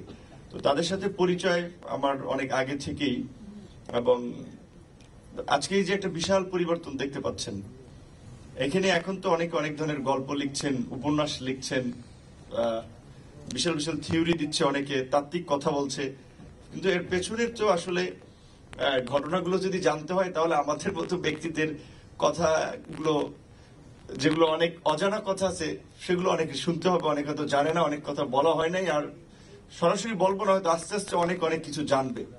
যেমন ধরেন আজকে আমাদের ছাত্ররা, যে সমস্ত ছাত্ররা উপদেষ্টা থেকে শুরু করে নেতৃত্বের শীর্ষ পর্যায়ে আছেন, আমরা ঢাকা ইউনিভার্সিটিতে যারা ম্যাক্সিমাম তো যারা নেতৃত্ব পর্যায়ে ছাত্র অধিকার পরিষদের সাথে ছিল শুরু থেকে 2018 সালের যে কোটা সংস্কার আন্দোলন, সেখান থেকে আমরা যখন শুরু করেছি, তারপর যখন অ্যাক্টিভিজম আমরা অন্যান্য বিশ্ববিদ্যালয়ে টুকটাক করার চেষ্টা করেছি, ঢাকা ইউনিভার্সিটি যেহেতু রাজনীতির, ছাত্র রাজনীতিতে একটা গুরুত্বপূর্ণ আন্দোলন সংগ্রামের ক্ষেত্রে, এখন আমাদের সাথে যারা রাজনীতি করত তারা কিন্তু হলে থাকতে পারতো না, ক্যাম্পাসেই ঢোকা বিপজ্জনক হয়ে দাঁড়াচ্ছিল। তাহলে এখন হলে থাকার প্রয়োজনীয়তা ছাত্রদের আছে, বিশেষ করে নিম্নবিত্ত মধ্যবিত্ত পরিবারের সন্তান, তারা অনেকেই বাইরে থেকে একটা খরচ মেনটেন করে, বাইরে থাকাটা খুব ডিফিকাল্ট হয়। তখন আমরা আমাদের সাথে রাজনীতি করে সংগঠন করবে, যদি ন্যূনতম সাপোর্টটা আমরা না দিতে পারি তাহলে কোন ভরসা সে আমাদের সাথেই বা রাজনীতি করবে, সংগঠন করবে। আমরা 2টো বাসা ভাড়া দিতাম ছাত্রদের। এটা অনেক শুভাকাঙ্ক্ষীর কাছ থেকেই সহযোগিতা নিয়েই টিটু ভাই একেবারে মোদী বিরোধী আন্দোলন থেকে নাজমুস সাকিব ভাই এবং টিটু ভাই ফাইন্যান্সিয়ালিও আমাদেরকে সহযোগিতা করেছে। হয়তো টাকার মাত্রাটা ধরেন লক্ষ টাকা ছিল না বা কোটি টাকাও ছিল না, কিন্তু যে সময় যে হেল্পটা করেছে সেটা কিন্তু এখনকার প্রেক্ষাপটে কোটি টাকার চেয়ে অনেক দামি। কারণ ওই সময় অনেক মানুষ প্রোপাগান্ডা ছড়িয়েছে, অনেক মানুষ অনেক কিছু বলেছে যে ভিপি নূরকে অমুকে টাকা দেয়, তুমুকে টাকা দেয়, অনেক কথা। কিন্তু প্রকৃত অর্থে আপনারা আপনাদের ক্লোজ সার্কেলের যদি যান, কিছু লোকজনকে যাচ্ছা, এই যেটা বলছি, এই যে 2টো বাসা ভাড়া ছাত্রদের দিতাম 45,000 টাকা। ইউনিভার্সিটিতে একটা প্রোগ্রাম করলে ধর একটা ব্যানার, ফেস্টুন, পোস্টার, কিংবা ছাত্ররা 10 জন বসে দুপুরে লাঞ্চ করবে কিংবা একটু নাস্তা খাবে। এখন আমাদের উপরে তো কোনো বড় ছায়া ছিল না, বড় বড় ছাত্র সংগঠনগুলোর যেটা থাকে, সেখানে আমাদেরকে কিন্তু জাস্ট এরকমের ধরেন কেউ আমাদের দল করে না বা আমাদের সাথে ওইভাবে যুক্ত ছিল না, বাট আমাদের কার্যক্রমকে ভালোবাসতো সেরকম কয়েকজন মানুষ, খুব গুটি কয়েক, হাতে গোনা, সংখ্যাটা কম হবে, দেশে থেকে কিংবা দেশের বাইরে থেকে তারা এই সাপোর্টটা করেছে। তো এই কথাটা এই জন্য বললাম, এই কথাটা অনেকে জানতো না। তারা শুধু অনলাইনে অ্যাক্টিভিজম কিংবা টকশো চালায় নাই, পাশাপাশি এখানকার আন্দোলনকে বেগবান করার জন্য আমার মনে হয় আমরা ছাড়া আরো যে সমস্ত কোনো গ্রুপ, কোনো মুভমেন্ট কেন্দ্রিক তৎপরতা চালায়, সেখানে টিটু ভাই এবং সাকিব ভাই প্রকৃততে সহযোগিতা করেছে তারা এই কাজের উস্কানিদাতা ছিল পজিটিভ অর্থে। বসুন্ধরার পত্রিকায় একবার নিউজ হয়েছিল শিশু সাইবার সন্ত্রাসী হিসেবে তাদের কয়েকজনের ছবি দিয়ে। দেখেন সেটা নিয়ে এমন পরিস্থিতি যে অনেকে জানতো যে এটা একেবারে একটা মিথ্যা বিভ্রান্তি প্রোপাগান্ডা এবং দুনিয়ার সবচেয়ে জঘন্য মিথ্যাচার একটা পত্রিকার হেডলাইন করেছে, কিন্তু আমাদের যে সাংবাদিক কমিউনিটিও বলেন তারাও একটা বিবৃতি দিয়ে প্রতিবাদ জানাবে, সেটাও কিন্তু কেউ অনেক ক্ষেত্রে জানাতে পারে নাই। পরিবেশ পরিস্থিতি বা নানান রকমের প্রেক্ষাপট ছিল, কিন্তু আমরা একটা ধারাবাহিক সংগ্রাম, সেখান থেকে কিন্তু বিন্দু মাত্র আমরা কিন্তু কম্প্রোমাইজ করে নেই। সেই 2018 সালের কোটা সংস্কার আন্দোলন যেখান থেকে আজকের এই গণ অভ্যুত্থানের প্রেক্ষাপটটা তৈরি হয়েছে, আমরা কিন্তু সেই 18 থেকে শুরু করে ধারাবাহিকভাবেই আমরা এই আন্দোলনটা চালিয়ে গেছি এবং শেষ পর্যন্ত মানুষকেও নাড়া দিয়েছে আন্দোলনটা, একটা গণজাগরণের মধ্যে দিয়ে একটা গণ অভ্যুত্থান হয়েছে। তো এখন এই অভ্যুত্থান পরবর্তী সমাজের সর্বস্তরের মানুষের মাঝে একটা আকাঙ্ক্ষা, যেভাবে একটা রাষ্ট্র একটা ফ্যাসিবাদী কাঠামোতে শিফট হয়, একটা স্বৈরতান্ত্রিক ব্যবস্থায় চলে যায়, ওই ব্যবস্থায় যেন না যেতে পারে আর ওই কাঠামো যেন না তৈরি হতে পারে, সেই জন্য এই ব্যবস্থার পথ বন্ধ করতে হবে এবং যেই ফ্যাসিবাদী কাঠামো গড়ে উঠেছে সেই কাঠামোর পরিবর্তন করতে হবে। তার জন্যই আমরা সবাই বলছি যে রাষ্ট্রের সংস্কার প্রয়োজন। রাষ্ট্রের সংস্কারের পাশাপাশি রাষ্ট্রকে অপারেট করে রাজনৈতিক দলগুলো, রাষ্ট্রবিজ্ঞানের ভাষায় রাষ্ট্র একটা রাজনৈতিক প্রতিষ্ঠান, শুধু এই প্রতিষ্ঠানগুলো যারা অপারেট করবে তাদেরও বোধহয় সংস্কারের প্রয়োজন আছে। আমরা দেশে গণতন্ত্রের কথা বলি, গণতন্ত্রের প্রাতিষ্ঠানিক রূপদান করতে হবে, নির্বাচন কমিশনকে শক্তিশালী করতে হবে, নির্বাচন কমিশনের স্বতন্ত্র ক্যাডার লাগবে, নির্বাচনকালীন সময় প্রশাসনকে নির্বাচন কমিশনের অধীনে নিয়ে আসতে হবে, বিভিন্ন ধরনের সুন্দর সুন্দর কথা বলছি, থিওরি দিচ্ছি, কিন্তু যারা এটা ইমপ্লিমেন্ট করবে সেই রাজনৈতিক দলগুলোর মধ্যে যদি ন্যূনতম পরিবর্তন না আসে, রাজনৈতিক দলগুলোর মধ্যে যদি অভ্যন্তরীণ গণতান্ত্রিক চর্চা না থাকে, লিডারশিপ নির্বাচনে যদি নেতা কর্মীদের অংশগ্রহণ না থাকে, তাহলে কিন্তু আগামীর বাংলাদেশে আপনারা গণতন্ত্র আশা করলে সেটা এতদিন যেই ধরনের গণতন্ত্র ছিল সেই ধরনের গণতন্ত্রই থাকবে। সেজন্য আমরা বলছি রাষ্ট্র সংস্কারের পাশাপাশি রাজনীতিরও একটা সংস্কার লাগবে। এই আওয়াজটা আমাদের সব মহল থেকে তোলা দরকার। কিন্তু আমি খুব হতাশ হচ্ছি, আমি খুব শঙ্কিত হচ্ছি যে এই রাষ্ট্র সংস্কারের আওয়াজের চেয়ে এখন নির্বাচনের আওয়াজ বেশি উঠছে। অবশ্যই নির্বাচন আমাদের মূল লক্ষ্য, উদ্দেশ্য এবং গন্তব্য। ফাইনালি ইন্টারিম গভর্নমেন্টকে একটা নির্বাচনের দিকে যেতে হবে, কিন্তু 6 মাস যায় নাই, এখন এই নির্বাচনের জন্য যে ধরনের তাড়াহুড়ো চলছে তাতে তো আপনার ইউনূস স্যার বলেই দিয়েছেন, আপনারা যদি একটা সংক্ষিপ্ত নির্বাচন কেন্দ্রিক সংস্কার চান সেটা আগামী বছরের শেষ দিকে সম্ভব। আর যদি জন আকাঙ্ক্ষার যে একটা বৃহত্তর সংস্কারের জন আকাঙ্ক্ষা তৈরি হয়েছে সেটার জন্য পরের আরো 6 মাস প্রয়োজন হয়। এখন আপনারা যদি চাপাচাপি করেন, আমার বিশ্বাস যে ইউনূস স্যারের মতো একজন ব্যক্তি, তার যে ইমেজ এবং অবস্থান, তিনি বিন্দুমাত্র ডিলে করবেন না। 6 মাসে তিনি ইলেকশন দিয়ে বিদায় নেবেন, কারণ তিনি একটা স্বৈরাচার তকমা নিবেন না যে রাজনৈতিক দলগুলো আবার তার বিরুদ্ধে আন্দোলন করবে, যে তখন বলবে যে তিনি ক্ষমতা ধরে রেখেছেন। এই অপবাদটা তিনি বোধহয় নিবেন না। অবশ্যই গত 4.5 মাসের সরকারের যে পারফরমেন্স সেটা খুব যে সন্তোষজনক সেটাও না। রাষ্ট্রকে যে জায়গায় নিয়ে গিয়েছে সেখান থেকে একটা ম্যানেজমেন্ট করতে একটু সময়েরও প্রয়োজন। যারা উপদেষ্টা হয়েছেন অনেকেই অনভিজ্ঞ, একটু সময় লাগতে পারে, কিন্তু আমার মনে হয় রাষ্ট্র সংস্কারের জন্য আমাদের এই সময়টা দেওয়া প্রয়োজন। আর টিটু ভাই, সাকিব ভাই লেটে এসেছেন, তাদেরকে আমি বলছিলাম আরো আগে আসা দরকার। এই যে দেশের আমরা দ্বিতীয় মুক্তি সংগ্রামের কথা বলি, অনেকে বলে আবার স্বাধীনতা, দ্বিতীয় স্বাধীনতা। স্বাধীনতা একটা ভিন্ন মিনিং। আসলে একেবারেই পপুলিস্ট টার্ম থেকে আমরা এটা দ্বিতীয় স্বাধীনতা আমরা এটা বলতে পারি না। স্বাধীন একটা জাতি একবারই হয়। তো আমরা এটাকে দ্বিতীয় মুক্তি সংগ্রাম কিংবা আমাদের 71-এ আমাদের একটা স্বাধীন সার্বভৌম ভূখণ্ড পেয়েছি, আমরা এটাকে রাজনৈতিক অর্থনৈতিক মুক্তি বলতে পারি। যেভাবে গত 15 বছর ধরে ভারত আমাদেরকে পরাধীন করে রাখার একটা অপচেষ্টা করেছিল অর্থনৈতিক রাজনৈতিক ভাবে, সেই শৃঙ্খল আমরা ভাঙতে পেরেছি। তো সেখানের টিটু ভাইরাও লড়াকু যোদ্ধা ছিলেন দেশের বাইরে থেকে। আমরা তাহলে দেশে থাকছি, আমরা আন্দোলন সংগ্রাম করেছি যে বেঁচে থাকলে এমপি টেমপি হতে পারবো, এরকম একটা আকাঙ্ক্ষা ছিল। কেউ ব্যবসা করবে সেরকম তো একটা স্বপ্ন ছিল। তারা তো দেশের বাইরে ছিল, তাদের বোধহয় খুব বেশি ওইরকম স্বপ্ন ছিল না, কারণ তারা তো ইউরোপ আমেরিকার মতো একটা ভালো দেশে অলরেডি সেটেল। সো তাদের মতো যারা প্রবাসে থেকে এই আন্দোলন সংগ্রামের পক্ষে ছিলেন তাদেরকে আমরা সম্মান এবং শ্রদ্ধা জানাই। এবং আমার মনে হয় সরকারের পক্ষ থেকে একটা রাষ্ট্রীয় উদ্যোগ নিয়ে আমরা যেটা বলেছিলাম যে আমাদের এই লড়াকু বীর যোদ্ধাদেরকে একটা সম্মানিত করা দরকার। আশা করি আমরা আমাদের জায়গা থেকে একটা প্রস্তাবনা থাকবে, বাকিটা ডিসিশন সরকারের। সরকার করবে বা না করবে সেটা তাদের সিদ্ধান্ত। নাগরিক হিসেবে কিংবা গণ আন্দোলনের অংশীজন হিসেবে আমাদেরও তো কিছু দায়িত্ব এবং দায়বদ্ধতা আছে। অলরেডি আমরা বলেছি যে আমরা একটা প্রোগ্রাম করব, তাদের যদি সময় থাকে, এবং আরো যারা মুশফিকুল ফজল ভাই ছিলেন কিংবা জুলকার নাইন সামি ভাই ছিলেন, আপনার তাসলিম খলিল ভাই ছিলেন, ইলিয়াস হোসেন কিংবা পিনাকিদা তারাও ছিলেন, তাদের প্রত্যেকের অবদানকে আমরা সম্মান এবং শ্রদ্ধার সাথে স্মরণ করি। একই সাথে আবার এটাও বলতে হয় আমাদের দু একজন সোশ্যাল মিডিয়া অ্যাক্টিভিস্ট সাম্প্রতিক যে ন্যারেটিভ প্রতিষ্ঠা করার চেষ্টা করছেন সেটা একটা ভয়ঙ্কর অপচেষ্টা। আসিফ নজরুলকে ক্যারেক্টার অ্যাসাসিনেশন করে যে সে রয়ের দালাল, ভারতের এজেন্ট, সে আওয়ামী লীগকে পুনর্বাসন করতে যাচ্ছে। অথচ আজকে যদি ছাত্রদের কথা বলেন, আমরা কিন্তু বিশ্ববিদ্যালয়ে এই গত 7-8 বছর 2018 সালের কোটা সংস্কার আন্দোলনের পর থেকে তো আমরা একেবারে সক্রিয় আন্দোলন করেছি। সেখানে অনলি টিচার হিসেবে আসিফ নজরুলকে আমরা সবসময় আমরা পাশে পেয়েছি। তখন বিরোধী দলের সময় কেন তিনি আমাদের পাশে দাঁড়িয়েছেন, কেন এই আন্দোলনে আমাদের সাথে ছিলেন? চিটুভাইয়ের মতো তারাও ফাইন্যান্সিয়ালি বুদ্ধিভিত্তিক মানবাধিকার সংগঠনকে কানেক্ট করা, বিদেশিদের একটা বিবৃতি দেওয়া কাজগুলো করেছেন আসিফ নজরুল স্যার। তো হঠাৎ করে তিনি আপনার ভারতের দালাল হয়ে গেছেন, রয়ের দালাল হয়ে গেছেন। বিহাইন্ড দ্য সিন আমরা যে সমস্ত ঘটনাগুলো জানলাম, স্বাভাবিকভাবে আসিফ নজরুল সাহেবের কাছে 3টা মিনিস্ট্রি ছিল, অনেকেই ফাইল তদবির নিয়ে যাচ্ছেন এই পদে সেই পদে, স্বাভাবিকভাবেই তিনি সবাইকে সন্তুষ্ট করতে পারবেন না। এখন অনেকেই ক্ষিপ্ত হচ্ছেন যে আসিফ নজরুল ফোন ধরেন না, তাকে পাওয়াই যায় না। স্বাভাবিকভাবেই যারা উপদেষ্টা তাদের আপনার আমার চেয়ে একটা ব্যস্ততা আছে, কিন্তু তাই বলে আমার ব্যক্তি স্বার্থের কোন একটা জায়গার কারণে আমি এই সরকারের একজন উপদেষ্টা, যেটা আলটিমেটলি সরকার কি বলা, এবং যে সমস্ত কথা আসছে কিছু কথা আসিফ নজরুল আরো 2-1 উপদেষ্টার বিরুদ্ধে, আমি সত্যিকার অর্থে আমি তো সরকারের পার্ট না। দেখছেন আমার বক্তব্য লক্ষ্য করছেন, একদিকে সরকারের আমরা সমালোচনা করছি, দুর্বলতাগুলো নিয়ে বলছি, আবার এটা বলছি যে সংস্কারের জন্য তাদেরকে কিছুদিন আমরা চাই।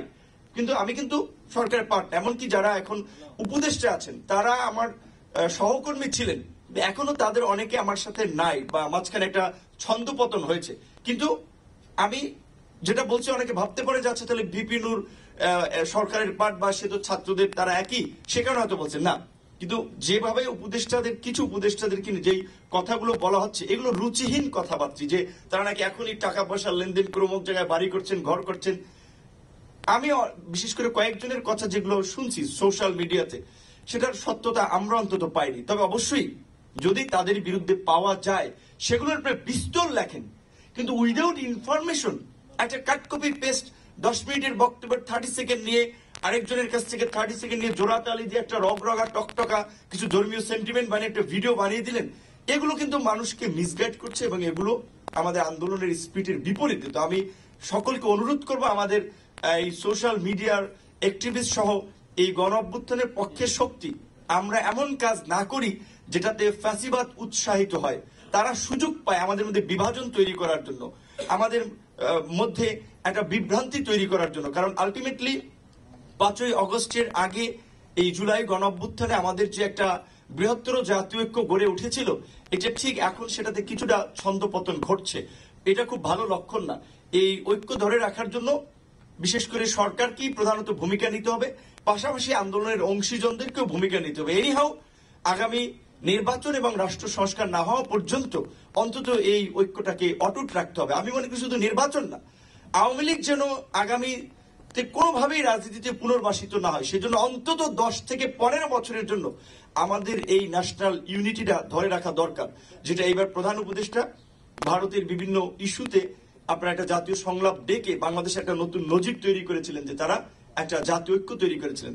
আমাদের তো এরকম পলিসিটা নাই যে আমাদের প্রতিবেশী দেশ ইন্ডিয়ার সাথে আমাদের ফরেন পলিসিটা কি হবে, সেটা কি বিএনপি আসলে এক ধরনের, আওয়ামী লীগ আসলে এক ধরনের, রাষ্ট্রের পলিসি কেন পরিবর্তন হবে? ভারতের আসেন, দেখেন এখানে একজন জয়েন্ট সেক্রেটারির নেতৃত্বে যদি একটা টিম আসে, কোন মন্ত্রীও তার সিদ্ধান্তের বাইরে গিয়ে কথা বলে না। যাই হোক, আরো 2-1 একটু কথা বলবেন। এখানে অনেক বিশিষ্ট ব্যক্তিবর্গ আছেন যারা টকশো করেন, লেখেন, ইভেন সরকার রাজনৈতিক মহলে যাদের প্রভাব আছে, এই কারণেই সামনাসামনি পেয়ে আর কি একটু লং বলা, ক্ষমা সুন্দর দৃষ্টিতে দেখবেন। আবারও ধন্যবাদ জানাই নাগরিক টিভিকে এবং তাদের টিম, বিশেষ করে টিটু ভাই, সাকিব ভাইকে, যারা দেশের বাইরে থেকেও আমাদেরকে এই যে একত্রিত করেছে। আমরা কিন্তু এখন আসলে সবাই এত ব্যস্ত হয়ে পড়ছি, আমরা নিজেরা উদ্যোগ নিতে পারছি না। তাদের প্রতি অনেক ধন্যবাদ এবং কৃতজ্ঞতা। পাশাপাশি তারা যে সংগ্রাম করেছেন, আমাদের পাশে থেকে সহযোগিতা করেছেন, সেজন্য তাদের প্রতি কৃতজ্ঞতা। আসসালামু আলাইকুম।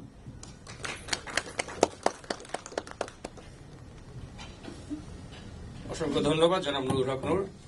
তো অনেক রাত হয়ে গিয়েছে, ডিনারেরও সময় হয়ে গিয়েছে। তো খুব সংক্ষেপে আমাদের আরো কয়েকজন অতিথি রয়েছেন, তাদের একটু বক্তব্য জেনে তারপরে আমরা আমাদের ডিনার পরিবেশন করব। তো এই পর্যায়ে আমি মিস্টার আবু হেনা রাজ্জাকি আপনাকে কিছু বলার জন্য আমন্ত্রণ জানাচ্ছি।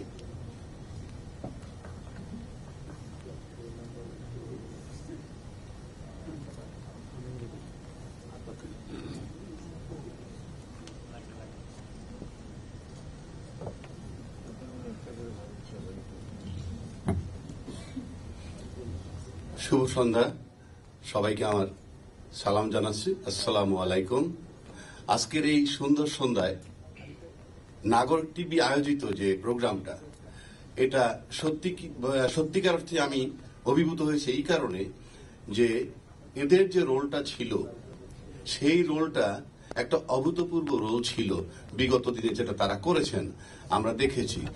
যদিও সাকিব ভাই বলছেন যে তারা দূরে ছিল, বাট দূরে থেকেও তারা যে উৎসাহিত করতে পেরেছে এবং তাদের সেই কারণে যে আমরা উৎসাহিত হয়েছি, সেটার জন্য তাদের কাছে আমরা কৃতজ্ঞতা প্রকাশ করছি এই সাকিব ভাই এবং টিটু ভাইয়ের কাছে। আজকে আমি সংক্ষিপ্ত একটা কথা বলতে চাই, সেটা হলো এই যে বিগত, যদিও জুলাই 36 বলতে আমরা যেটা বুঝি সেটা টার্নিং পয়েন্ট, কিন্তু এটা লম্বা সময়ের আন্দোলন। এই যে ভিপি নূর, তারপরে হাজ্জাজ, তারপরে আরো যারা এখানে আছেন, সাংবাদিক ভাই কথা বলে গেলেন, এরা প্রত্যেকেই কিন্তু নূর যেমন মাঠের সৈনিক, টিভির সৈনিক, সব জায়গার সৈনিক। ববি হাজ্জাজ মাঠের সৈনিক, টিভির সৈনিক, সাংবাদিক ভাইরা টিভির সৈনিক, সবাই সৈনিক। আমি এখানে সংক্ষিপ্ত একটা কথা বলতে চাই। বাংলাদেশে যেটা সবচেয়ে বেশি জরুরি ছিল, পরবর্তী ফলাফল জানি না, সেটা ছিল lady version of Hitler, Sheikh হাসিনার রিমুভাল। সেটা যে 16 বছর পরে হলেও হয়েছে, এটা ছিল বাংলাদেশের লোকের জন্য সবচেয়ে বড় অর্জন। এবং সবচেয়ে বড় কথা হচ্ছে এই হাসিনার বিকল্প একটা হাসিনা আগামী 100 বছরে উপমহাদেশে আসবে কিনা আমার সন্দেহ আছে। সুতরাং সেরকম কেউ না আসুক। এবং আজকে আওয়ামী লীগের একটা লোকও যদি আবার ক্ষমতায় আসে, কথার কথা বলছি আমি, সেও বিকল্প হাসিনা আর হবে না। এটা হলো বাংলাদেশের সবচেয়ে বড় বিজয়। সুতরাং আমাদেরকে এটা ধরে রাখতে হবে যে শেখ হাসিনার মতো বিকল্প আর কেউ যাতে এই দেশে ক্ষমতা আসতে না পারে, সেজন্য আমরা সবাই সজাগ থাকব। যখন যার যা করা প্রয়োজন তাই করব। পাশাপাশি নূর ভাই কিছু কথা বলে গেলেন, আমি তার সাথে একমত। যারা নির্বাচনমুখী দল তারা নির্বাচন চাবে, এটা খুবই স্বাভাবিক এবং তাদের কোনো অপরাধ নয়। পাশাপাশি সংস্কার যদি না করে, প্রপার সংস্কার না করলে সেই বহাল তবিয়তে আমরা চলে যাব। সেদিকটাকেও বিবেচনায় রেখে সবকিছু চিন্তা করে সুন্দরভাবে এগোতে হবে এবং আমরা ইউনাইটেড থাকব এবং এগিয়ে যাব। এই বলে আমি আমার বক্তব্য শেষ করছি। সবাইকে আবার আমার আন্তরিক শুভেচ্ছা।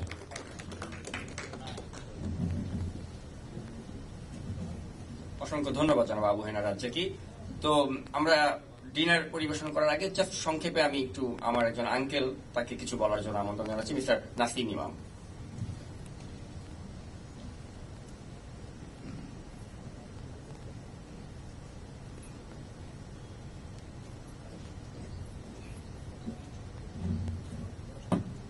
আসসালামু আলাইকুম, আমার নাম নাসিম ইমাম, আমি গুলশানের অধিবাসী। সবাই অ্যাকচুয়ালি এখানে শ্রদ্ধেয় লোক আছেন, অনেক পলিটিশিয়ান আছেন, আমি অনেককে ব্যক্তিগতভাবেও চিনি। সাকিবের সম্বন্ধে দু একটা কথা বলতে যাচ্ছি এবং তারপরে টিটু ভাইয়ের সম্বন্ধে বলি। সাকিব বেসিক্যালি ইন্ট্রোভার্টের একটা ছেলে, বাট তার হাতের লেখা কিন্তু খুবই ভালো, স্পেশালি ইংলিশে। ও যখন ইন্ডিপেন্ডেন্টে লিখতো বা ডেইলি স্টারে, ওর বাবা একদিন আমাকে পুরা ওর যত লেখা আছে এনে আমাকে দেখালো। যেহেতু আমি ওর আঙ্কেল হয়ে আমি 2023-এ আমেরিকাতে যাই, তখন কিন্তু সাকিব 2 বছর আগে থেকে যখন ইউটিউবে এই প্রোগ্রামগুলো করে, ওর মা আমার যেহেতু ভাবি হয়, তখন আমার বলতেছে ও কিন্তু অনেক ট্রাভেলের মধ্যে দিয়ে যাচ্ছে। অ্যাকচুয়ালি অনেকে মনে করে যে দেশের বাইরে থাকলে হয়তো সে সেফ। ওইখানে আমেরিকা, যেহেতু আমিও 13-14 বছর আমেরিকাতে ছিলাম, long time. America is free country, আপনি যা ইচ্ছে লিখতে পারেন, বলতে পারেন, ঠিক আছে। কিন্তু ভুললে হবে না, তার ফ্যামিলির অনেক আত্মীয় স্বজন কিন্তু এই বাংলাদেশে ছিল এবং তারা কিন্তু এমন হয়েছে যে বাসায় ইভেন আমি আমার নিজের কথাটাই বলি, আমার সাথে তার ফেসবুকে অ্যাড ছিল। আমি আমার গুলশান বনানী বাড়িধারা, যেহেতু এই এলিট জায়গাটাতে আমি থাকি, আমার সাথে প্রায় 15-20টা অর্গানাইজেশনের সাথে আমি জড়িত, আমি এইগুলা শেয়ার করতাম। আমাকেও কিন্তু থ্রেট করা হয়েছে যে তোমার সাথে তার রিলেশনটা কি। এগুলো আমি কিন্তু কোনো সময় বলি নাই। আজকে আমি ওকে শুধু বললাম যে আমি একটু তোমার সম্বন্ধে একটু বলতে চাই যে সাফারিং কিন্তু ফ্যামিলি মেম্বাররাও কিন্তু এদেশে করছে। আরেকটা জিনিস বলি, এই যে অনেকে বলে যে ছাত্র জনতার আন্দোলন, this is the first time Gulshan Banani Baridhara এই এলিট পার্সনও কিন্তু 3, 4, 5 গুলশান এলাকাতে উইথ ফ্যামিলি সব প্রোটেস্ট করছে। আমার 6টা ভাই বোন আমেরিকা কানাডাতে থাকে, সবাই বাংলাদেশে তখন প্রেজেন্ট ছিল, আমরা কিন্তু সমস্ত রাস্তায় ছিলাম। Actually this is the first আন্দোলন যে এখানে সমস্ত জনতা কিন্তু উঠে আসছে। টিটু ভাই সম্বন্ধে ভাবি আমাকে বলছে যে টিটু ভাইয়ের সাথে ও কাজ করে, হ্যাঁ ইটস ট্রু, কিন্তু ওই সময় ওদের ফ্যামিলিতে একটা ডিজাস্টার চলতেছিল। এটা অনেকেই হয়তো জানেন কিনা জানি না, বাট যখন বসুন্ধরার এই নিউজটা আসে, যেহেতু আমরা এই সোসাইটিতে বিলংস করি, বসুন্ধরার অনেক লোক চাচ্ছিল যে তার সাথে একটা নেগোসিয়েট করতে, ইভেন তাকে টাকা অফারও করছে।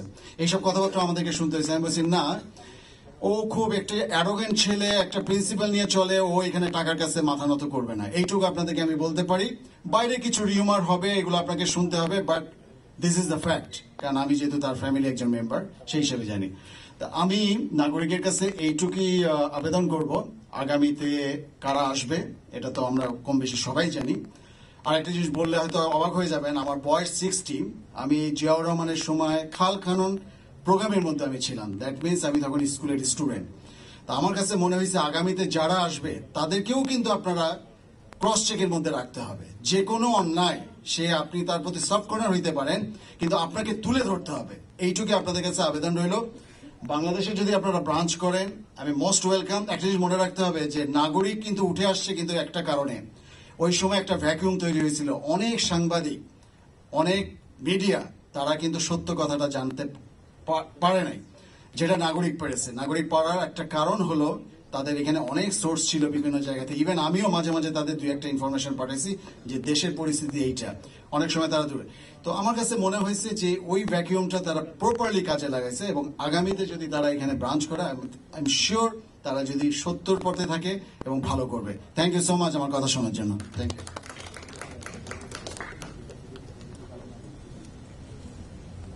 অসংখ্য ধন্যবাদ জনাব নাসিম ইমাম। তো আমাদের মাঝে উপস্থিত হয়েছেন ঢাকা রিপোর্টার্স ইউনিটি থেকে জনাব মাইনুল হাসান সোহেল। আপনাকেও ধন্যবাদ জানাচ্ছি আজকে আমাদের সাথে উপস্থিত হওয়ার জন্য। তো এই পর্যায়ে আমি আর বিলম্ব না করে, আমি জানি আপনারা অনেকেই ক্ষুধার্ত হয়ে গেছেন, কারণ এত রাত হয়ে গিয়েছে, তো আমাদের ডিনার টাইম অনেকটা পারই হয়ে গিয়েছে, একটু ডিলেড ডিনার আমি বলতে পারি। তো আমি অনুরোধ করবো আসুন আমরা ডিনারে পার্টিসিপেট করি, আমরা ডিনার খাই। ডিনারের পরে আমাদের একটা সাংস্কৃতিক সন্ধ্যা আমরা করবো আজ। আমাদের সামনে পারফর্ম করবেন মাহাতিম সাকিব। তো আশা করি আপনারা সেটি উপভোগ করবেন। তো আসুন এ পর্যায়ে আমরা একটু ডিনার করি সবাই, তারপর আমরা মাহাতিম সাকিবের গান শুনবো।